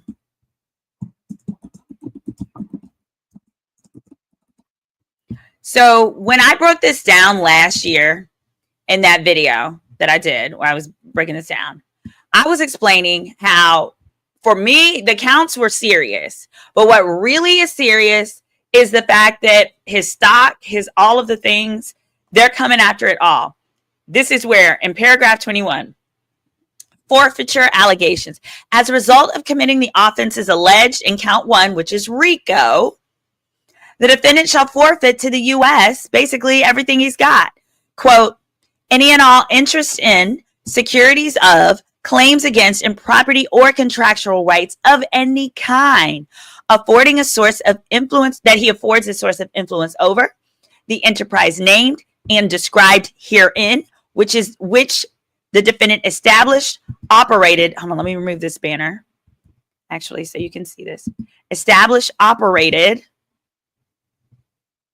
controlled, conducted, and participated in the conduct and in violation of the law, and any and all property consisting and derived from proceeds obtained directly and indirectly of said offense, including but not limited to a sum of money in the U.S. currency representing the amount of proceeds traceable to the commission of said offenses. As a result of these offenses, any and all property, real and personal, that means real estate or personal property, involved in, used, or intended to be used to commit or facilitate the commission of said offenses, and any and all property traceable to such property, and any and all property, real, personal, constituting or derived from proceeds, blah, blah, blah, blah, blah, as a result of all, blah, blah, blah, blah, blah. All this is saying. And then there's a substitute assets provision. If any of the above, it says it in paragraph 24, if any of the above described forfeitable property as a result of any act or omission of the defendant cannot be located upon the exercise of due diligence, has been transferred or added to or deposited, meaning he can't transfer stuff into his kids' names. Some people have said that one of his homes is in the daughter's names. Doesn't matter. They'll take it. And I'm going to explain how this provision allows it to be taken if found guilty. It says he's anything that's been placed beyond the jurisdiction of the court, meaning if he's got offshore accounts, property in Dubai, accounts in Dubai or the Cayman Islands, they don't care. They can take it. Or anything that's substantially diminished in value or that's been commingled. So effectively, the enterprise listed at the beginning, you're going to see. Hold on. They list them. They list the various ones. Yes, they list his, they call it the Combs business, which includes his employees, blah, blah, blah, blah, blah. They call it the Combs enterprise. So basically, it would be any and all shares in all of the things that he has. The reason why, let me go back to that page. And the reason why they could do that is under the law, it's the same thing. It's easier. It's a lot easier to understand this when we're talking about drug dealers, right?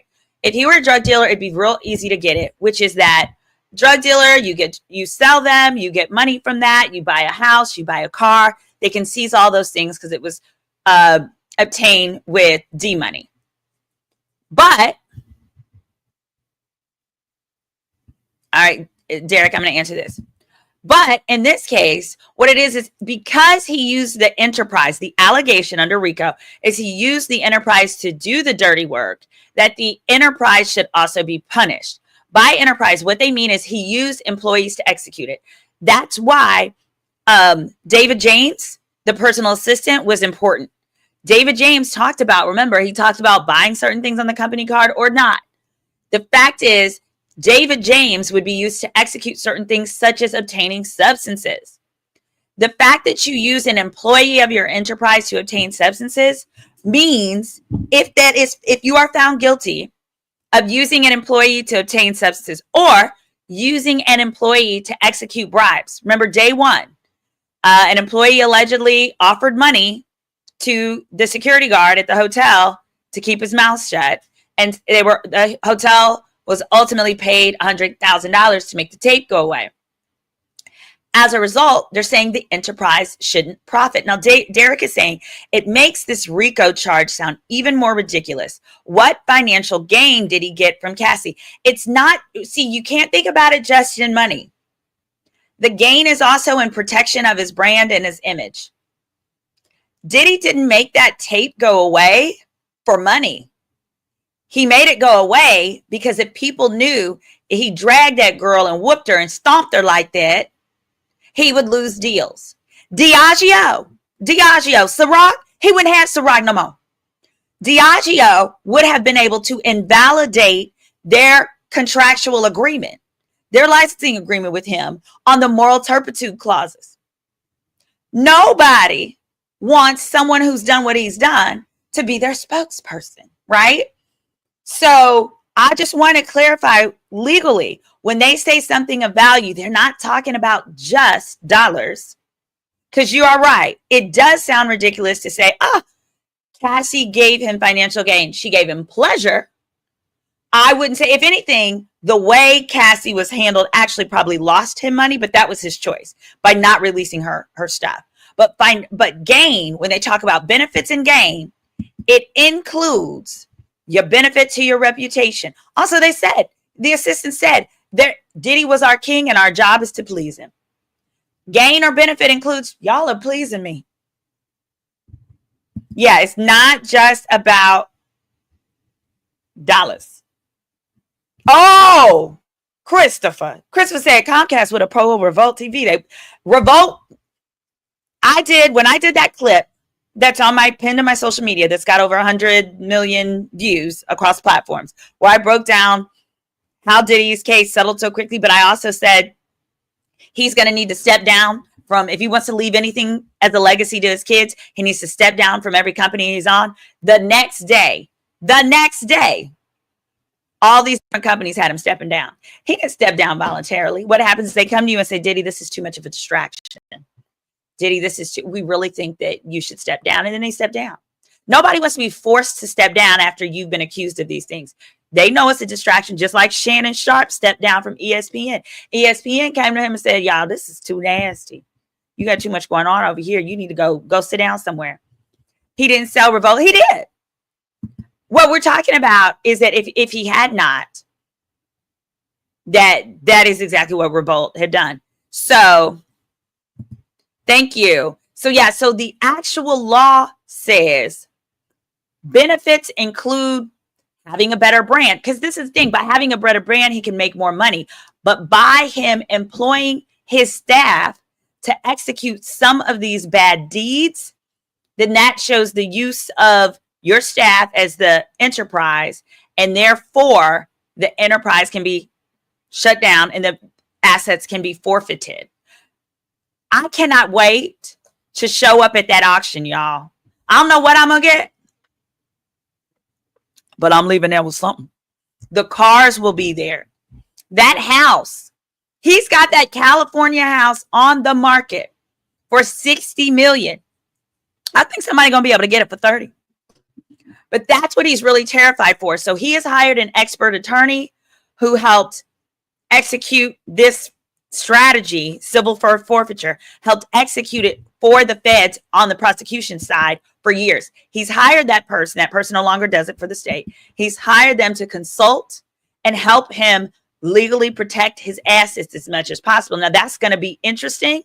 Let me go back to this other testimony, but this was such a hot topic. I had to just break this down for you real quickly. All right, now we are back to the updated testimony of the expert, the psychology expert. We're going to pull this down. It's back here. Here we go. What about the power relation? Let's see. She says, sidebar. That's right. I told y'all it was a sidebar. All right. The last thing they talked about is, it says sidebar and cross. Hold on. Oh, they talked about people not fitting into boxes. Dr. Hughes says she's not divorced from her training. She said, it says, when you do forensic work, you want a lot of sources of information, right? She said, if it's relevant, you look at police reports, witness reports, and the like, correct? Correct. You're familiar with malingering? I am. People can fabricate emotional responses, correct? They can. Mr. Back, should we break here? I don't have a good cliffhanger. It's like he's telling the judge says, should we break here? He says, I don't have a good cliffhanger. He says, break. It says, but wait, during the break, they bring in George Kaplan to invoke his Fifth Amendment rights against. Oh, y'all. Oh, we got some tea here. Sorry, I don't mean to holler. I'm so sorry, God. I don't mean to holler at y'all. I don't mean to holler at y'all. George Kaplan to invoke his Fifth Amendment right against self-incrimination. Welcome. Did you receive the subpoena? Yes. Do you intend to answer on the Fifth Amendment grounds? Do you intend not to answer on Fifth Amendment grounds? Yes. Your Honor, please sign the immunity order. Has he read it? No. Read it first. The attorney says he's read it. I will sign the immunity order. The government will seek to admit this. Now break. Y'all. Oh, we in that thing. We cooking with fish grease, y'all. We in that thing. It's getting juicy. Let me just tell you. Yes. I got y'all. Here's what that means. Oh shit. Okay, give me a quick second. Let me just confirm George Kaplan's kind of role position. Give me a second. Oh, I got to give it to you real quick. I got to give it to you. Hold on. Okay, hold on. I'm trying to confirm. All right, now it says prosecutors plan to call their case Wednesday by calling. What? Shut up. What is this? Okay, by calling a psychologist action by a psychologist who specializes in S trauma, and they want to call George Kaplan, who is a former assistant to Combs. Okay, what this means is that George is not voluntarily testifying. Remember, we talked about the other day this week. Someone was like, I don't feel comfortable about this one-man RICO. What it is how I told you guys before. Ain't no one-man RICO. They done went to these people and said, look, you can be a witness or you can be a co-defendant. These people came in and then they gave them what's called a proffer. Proffer is when they say, listen, tell us everything you know. We're not going to hold it against you, but we're going to use it to decide what we're going to offer you. That means this person came in, told everything that he knew, just like David James did. With David James, he sat up there, he said, they gave me a proffer. This person came in there and said, I'm not testifying. George Kaplan was subpoenaed. What this means is George Kaplan walked in there and said, nope, get somebody else to do it. I'm pleading the fifth. I want you guys to see this. When someone pleads the fifth, it is never, ever in front of the jury, because George Kaplan is one of Diddy's assistants. Y'all hit that subscribe button. Hit that subscribe and hit that like. They never, ever have the jury in when you plead the fifth, because if a jury hears you plead the fifth, the jury will assume you must have did something. So what this means is the only way the prosecution could get this man to testify is if they gave him immunity. We have our first proof of an immunity deal. This is it, y'all. It's our first one. Proof in real time of an immunity deal. They made him read it and he signed it right there in the courtroom. That means whatever the hell they about to get out of this man, it's finna be juicy. Get your juices out, y'all. I want some Tropicana orange juice. Get your juices out. Get your juicers out. This is our first evidence of an immunity deal. Here's why they had to give this man immunity. Because whatever he said is going to be so juicy one way or the other. Well, not one way or the other. Juicy to the prosecution that it is more worth it to have his testimony than to let him plead the fifth. When you offer an immunity deal, the person must testify, even if they don't want to. Think of YSL trial. Lil Woody. Lil Woody said, I'm not going to do it. So he thought, okay, I'm not going to do it. I'm just going to go up there and plead the fifth. The judge said, you can't. You got immunity. He said, but I didn't ask for immunity. The judge said, don't matter. Don't work like that. Even if you don't want immunity, the prosecutor can give it to you. If the prosecutor gives you immunity, you got to get your butt up there and talk. You cannot plead the fifth with immunity. That's the lesson here, class.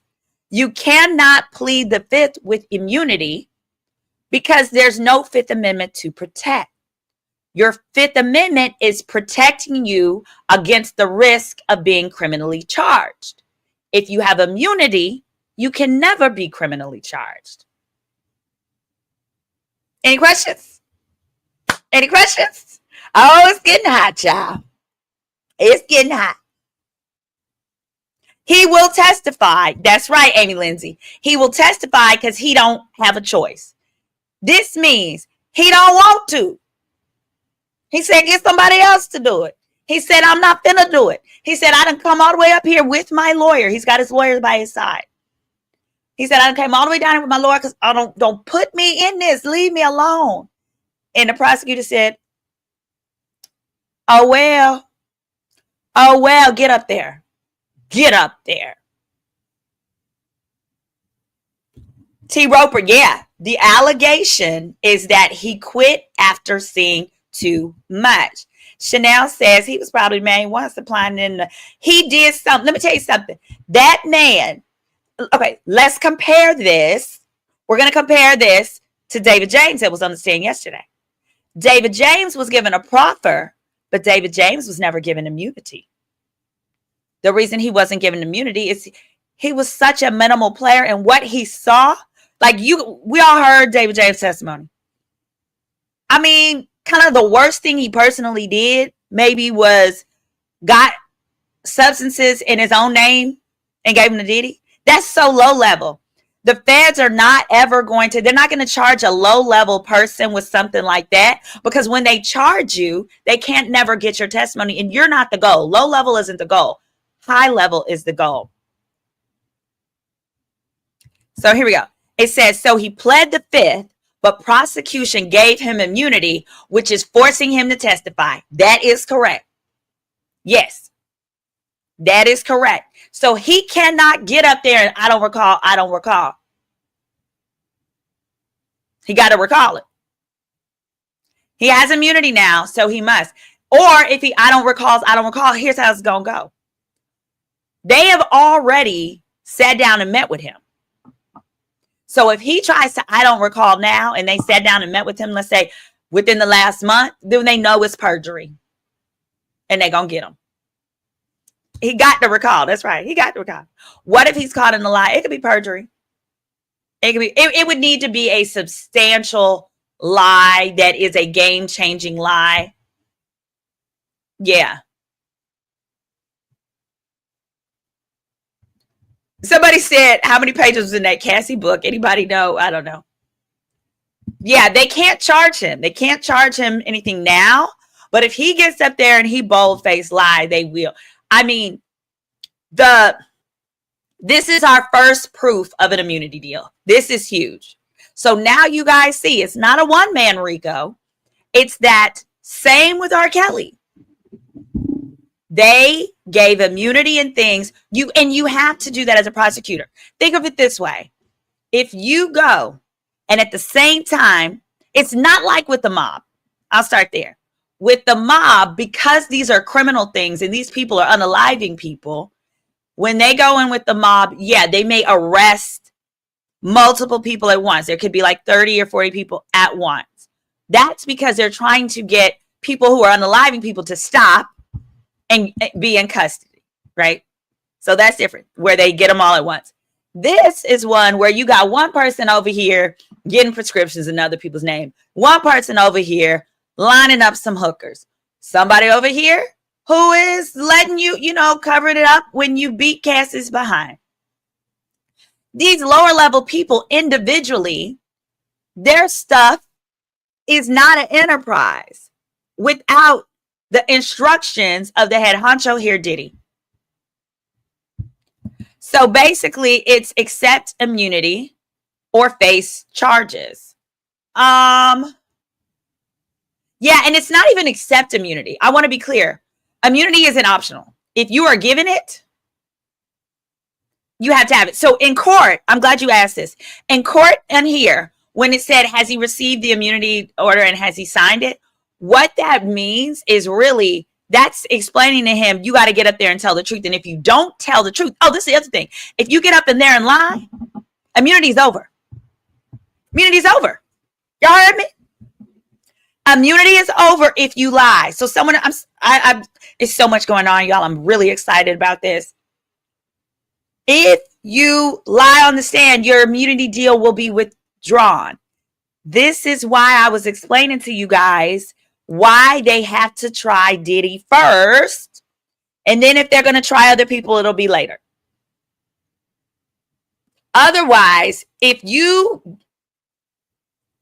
waive somebody or whatever before they testify and then they get up there and they straight up lie, Somebody said, wait, Chanel said this is about to be the nastiest Lifetime movie. Honey, it is. How is this immunity after pleading the fifth working differently than Kelsey in the Tory Lanez trial? It's not. So he could get up there. George Kaplan is a person. George Kaplan can get up there and forget everything. But if he does, here's the difference. This is RICO. Kelsey's was not RICO. Kelsey's wasn't RICO.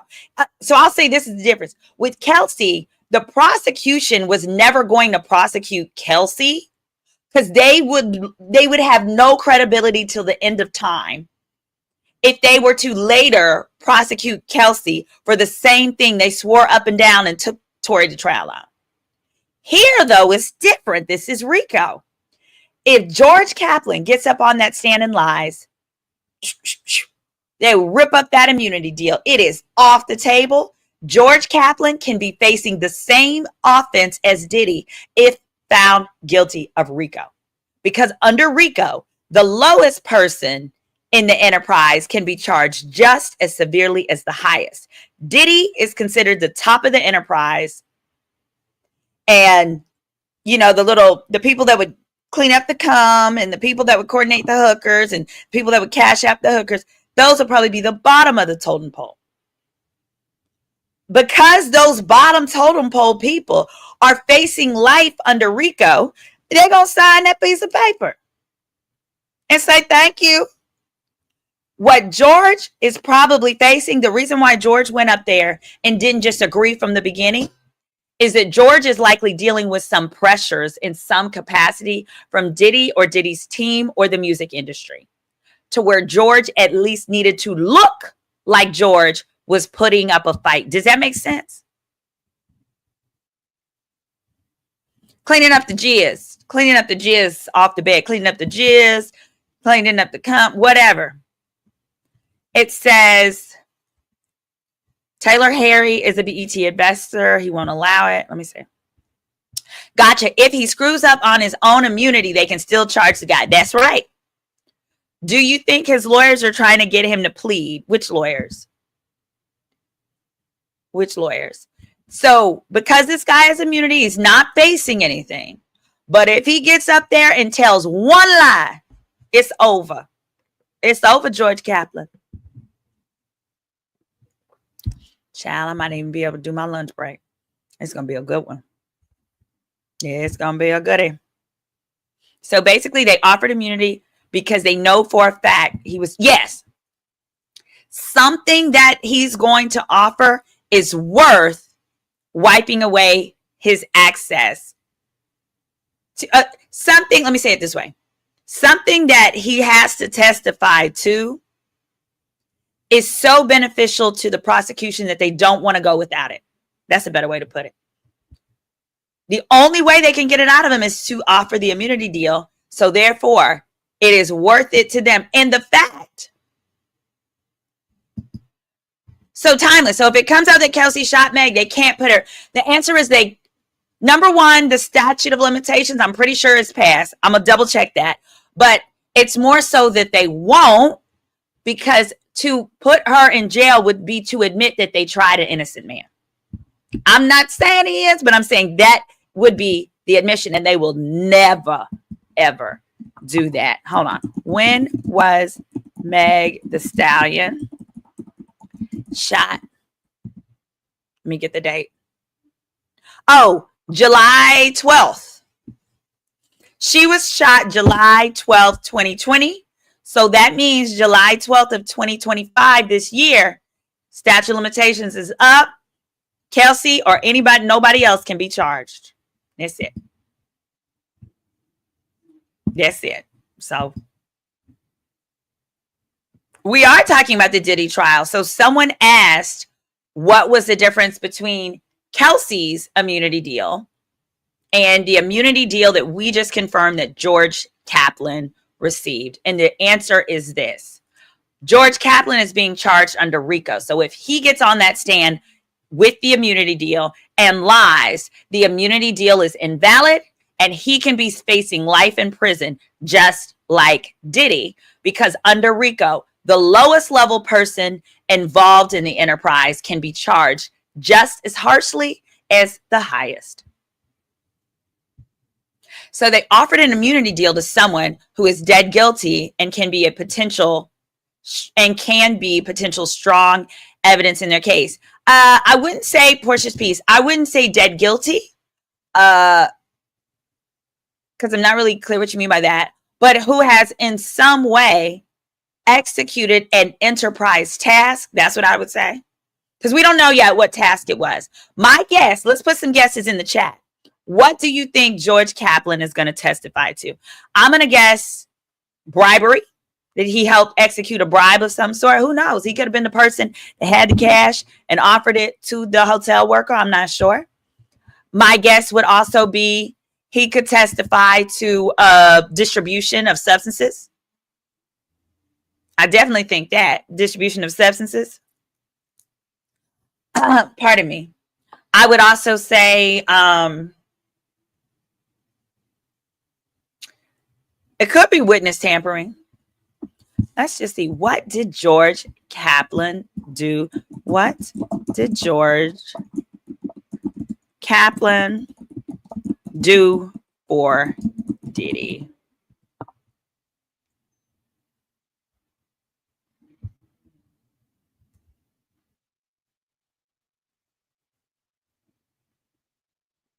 Oh, hold up, y'all. Oh, okay. It's saying Kid Cudi is supposed to testify after George Kaplan. So effectively, what it's looking like is that Kaplan is going to go all day this afternoon, and then likely a portion of tomorrow, and then Kid Cudi, because that makes sense, because the prosecutor said last night at 10:45 at night, they messaged the state and told the state, they messaged the court and said Cudi wouldn't be today. Cudi's going to be tomorrow, baby. We want to see it.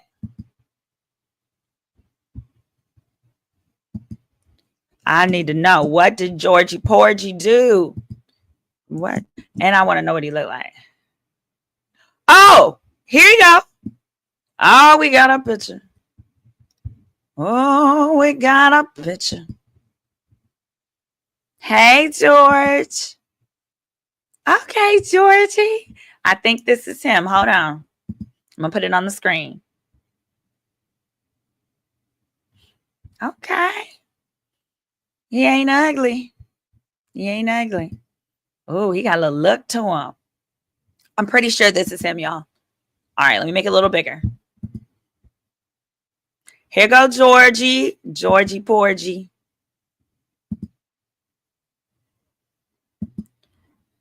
So it looks like, I'm pretty sure this is the George.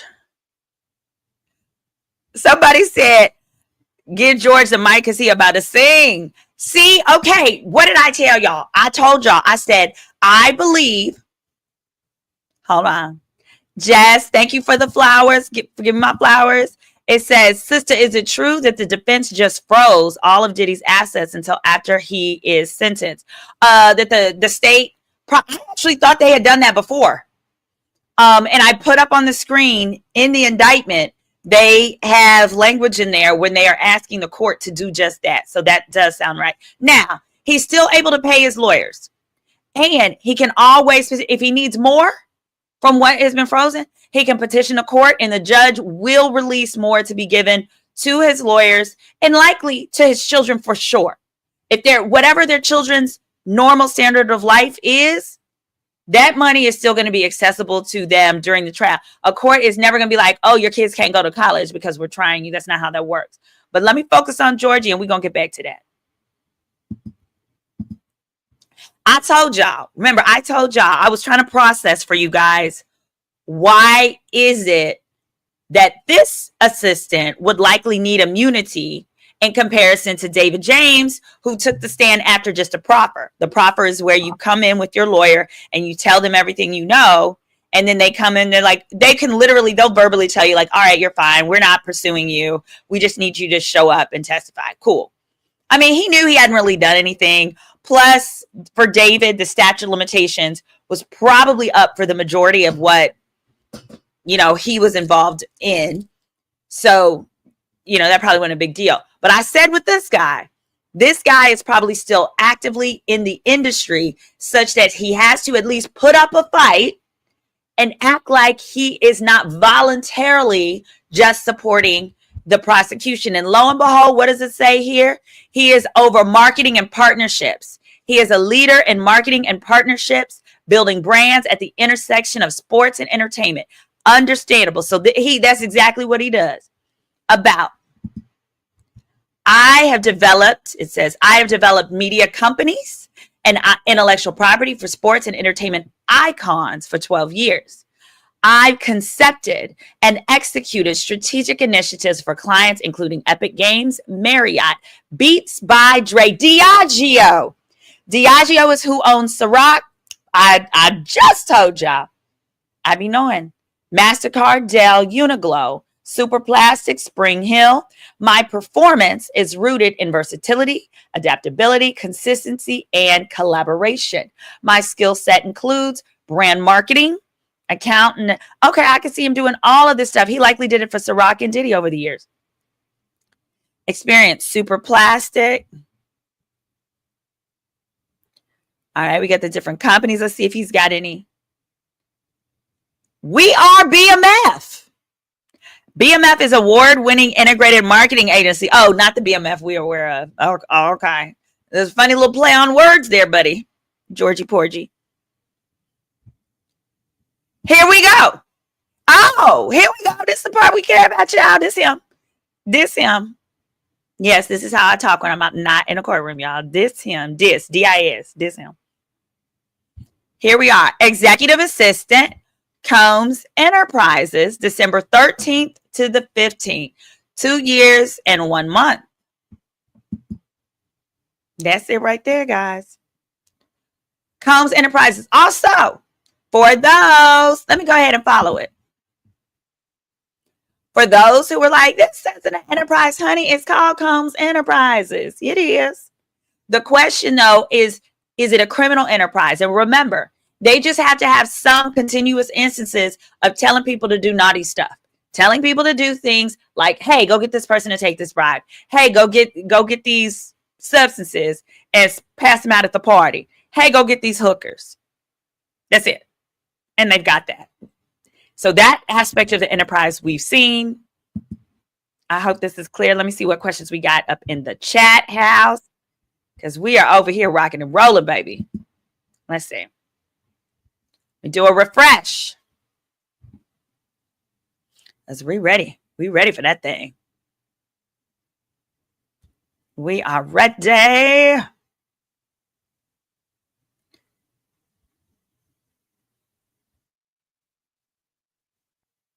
All right, so that was 26 minutes ago. What time have we got now? All right, here we are. We are still waiting.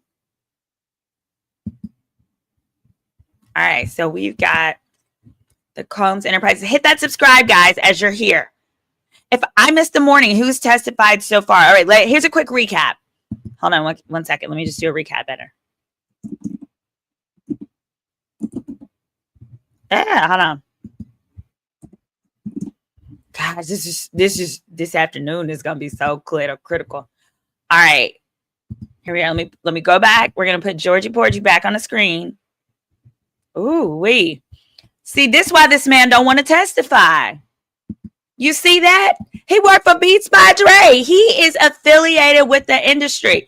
He said, leave me the hell out of this.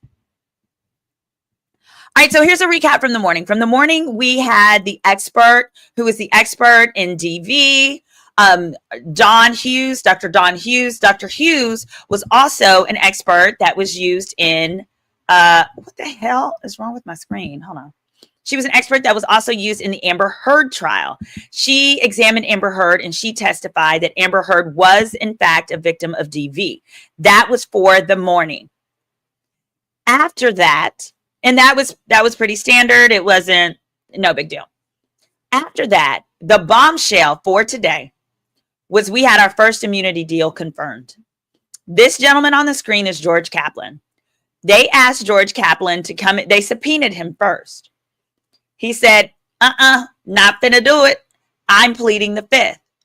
With the jury out, remember, if someone's going to plead the fifth, they never do it in front of the jury. Because if the jury sees that, a jury's going to be like, oh, they must be guilty of something, too prejudicial, and it's a problem. So you always get to hit that subscribe, guys, privately plead the fifth. So George comes in because he's supposed to start his testimony after lunch. He comes in with his lawyer, and the lawyer's like, he's pleading the fifth. Prosecution is like, oh, you pleading the fifth? You sure? He's like, yeah. They said, judge, hand him the immunity agreement. They handed him the immunity agreement. They asked the lawyer, did you read over it? He said, no. This man is not cooperating at all. He said, did you read over it? He said, no. And then the prosecutor said his lawyer said they read over it. And then the judge says, well, okay, sign it. You got to sign it. So you had to sign the immunity agreement. By the way, signing an immunity agreement is not voluntary. If you are offered immunity, it's not optional. It shouldn't be said offered, given. If you're given immunity, you don't even get to take it. It's just there. So now he must take the stand this afternoon.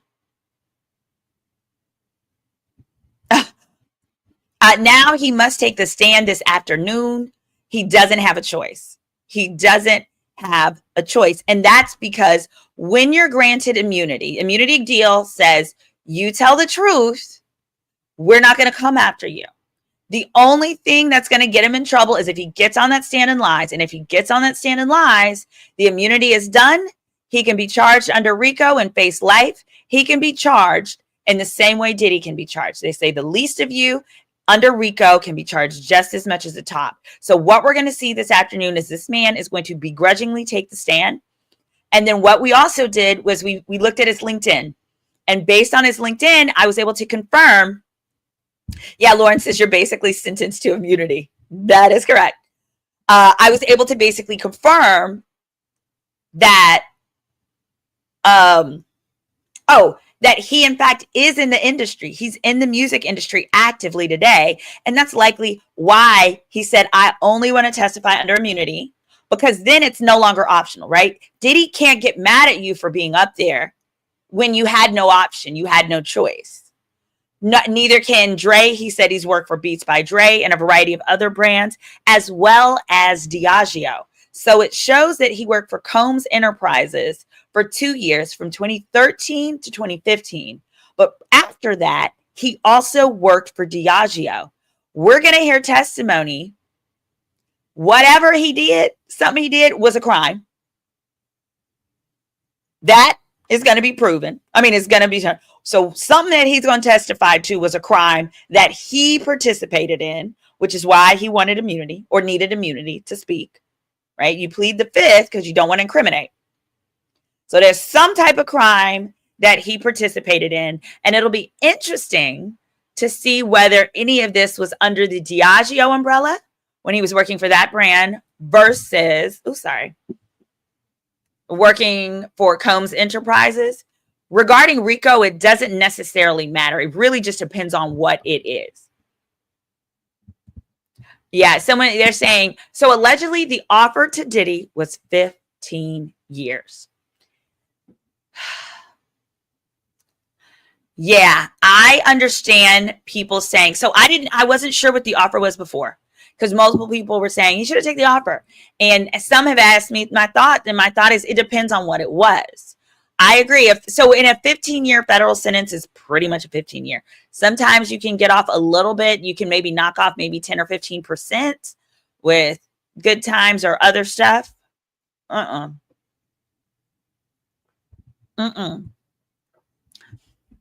my God. Thank you. Kenji Stubbs, you're my girl. Sometimes you can knock off a little time. Now, what Diddy was saying, what Diddy was saying is that he's an older person. He's 55 years old now, blah, blah, blah. Shut up.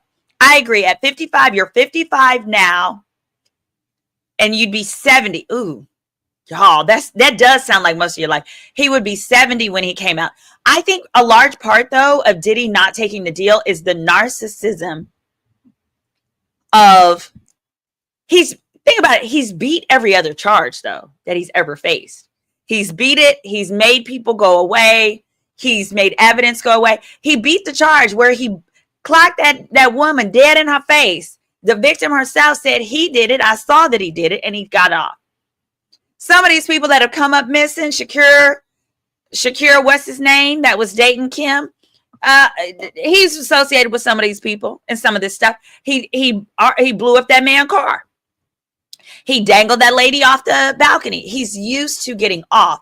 However, I just don't know that he understands how easy RICO is to prove. Because like I've been showing you guys, I'm going to put it back on the screen. We're only in week 2. But here on the screen, with RICO, all they got to do is basically prove 7 things of the 8, or not even 7, 6, 2 of 8 options, right? Taking out the S trafficking. They've put forth evidence of bribery. They put forth evidence of witness tampering. They put forth evidence of distribution of narcotics. They put forth evidence of prostitution, transportation for prostitution. That's the easiest one of all of them. They're going to be putting forth information on forced labor. He might also be talking about forced labor. George Kaplan, who's going to testify this afternoon. Because it's so easy. 2 of 10 that need to happen within 10 years of each other. So it's not 10 years of today. My understanding is 10 years of each other. So some people are like, oh, well, if it was a 10 years, why is anything that David James, who was working there from 07 to 09, relevant? It's because it's 10 years of each other, right? So if some happened in 07 or 08 or 09, and then he also witnessed certain things happening in Cassie, that would be sufficient. All right, let me go. Oh my gosh, thank you so much for the super chat. Thanks for explaining. Amazing job, girl. Appreciate you. Ooh, new member. Thank you, Chocolate Beauty, for joining. Yeah, and so with these assets, ooh, in age, thank you. Will Diddy's Jelaine KK take the stand? Absolutely. KK is going to take the stand. And I believe KK will be given a deal. She is too starved. Here's why we know KK is going to take something. It's because I think it was a Little Rod case. She was able to get dismissed from the case by signing an affidavit. She did that so fast, quick, in a hurry. This lady ain't playing around. She wanted to get up out of here. Okay. She wants to get unentangled from whatever is entangling stuff. She don't want no parts. KK will be up there. She is another person that we are really looking forward to hearing. Absolutely. Absolutely. Okay. Sorry, I got to call back some clients. I am going to take a 30-minute break. They should be back in about 30 minutes, and I will be covering it. So thank you guys for joining. I'm going to start a new live. It'll be another one. I got to take care of my clients. You know, I got to make that money. But I thank you. Let me make sure make sure I didn't miss any other super chats. It says, hold on. Wait. At this point, at any point in the stream, can I read Alex's statement and comment on it? Actually, let me go ahead and do that. Yeah. His statement. Oh, poor guy. Alex, fine statement. Alex said, shares his powerful statement. Here we are. Bless his little heart. Come on. Here's his little. Okay, here it is. Bless his little heart. Basically, he was reiterating his support for her. All right. He titled it, "You didn't break her spirit nor her smile that lights up every room." Over the past 5 years, the world has gotten to witness the strength and bravery of my wife freeing herself of her past. There has been speculation online surrounding how it must feel for me to sit there and listen to my wife's testimony. I have felt so many things sitting there. I felt tremendous pride and overwhelming love for Cass. I felt profound anger that she had been subjected to sitting in front of a person who tried to break her. So to him, And to all those who helped him along the way, please know this: you did not. You did not break her spirit, nor her smile that lights up every room. You did not break the soul of a mother who gives the best hugs and plays the silliest games with our little girls. You did not break the woman who has made me a better man. He added he wouldn't take credit for saving Cassie. I did not save Cassie, as some have said. He said, to say that is an insult to the years of painful work my wife has done to save herself. Cassie saved Cassie. She alone broke free from abuse, coercion, violence, and threats. Oh, all the key terms. Those are the key code terms for trafficking. Somebody's been sitting in on those prep sessions, honey, with the prosecution. Coercion, violence, threats. She did the work of fighting the demons that only a demon himself could have done to her. All I've done is love her as she has loved me. He concluded that this will be the end of a horrific chapter for them and said he'll not comment further. The statement ended, we appreciate all the love and support we've received, and we ask that you respect our privacy as we welcome our son into a world that is now safer because of his... Y'all, that was my favorite part. I didn't read that part before. I don't think I got down to the bottom because of my ADD. But a world that is now safer because of his mom. Oh, that was really sweet. Yeah. I think that it was an excellent statement. I think that I would want any husband to do the same. I do think, though, I think they're relishing in the birth of this new baby. And I think their marriage could very likely make it. They're going to need some therapy, though, because there's some stuff that they definitely discovered that others didn't need. And I mean, that he probably did not know about. But again, I want to say thank you so much for the support, for the super chat. Yeah, it is on now. This afternoon is going to be amazing. Amazing. Thank you so much, Black Butterfly. Thank you immensely. And thanks, Joe. Thanks so much for the super chat. Absolutely. Wait, Laura said, will your dad adopt me? My dad doesn't want me. My dad will absolutely. Oh, my dad doesn't play that. Lauren, yeah, come on over, girl. I'll let you know what next time we have Sunday dinner. Thank you as well, Kim Coles. He was trying to take me for Cassie. Their show is being watched by a judge to sanction it. I'm not sure which show. Oh, probably the podcast. That's right. And others have said, where is Cassie's daddy? I don't know. I had that question too. But all right, guys, I'm going to see you guys after lunch. See y'all shortly in about 30 minutes.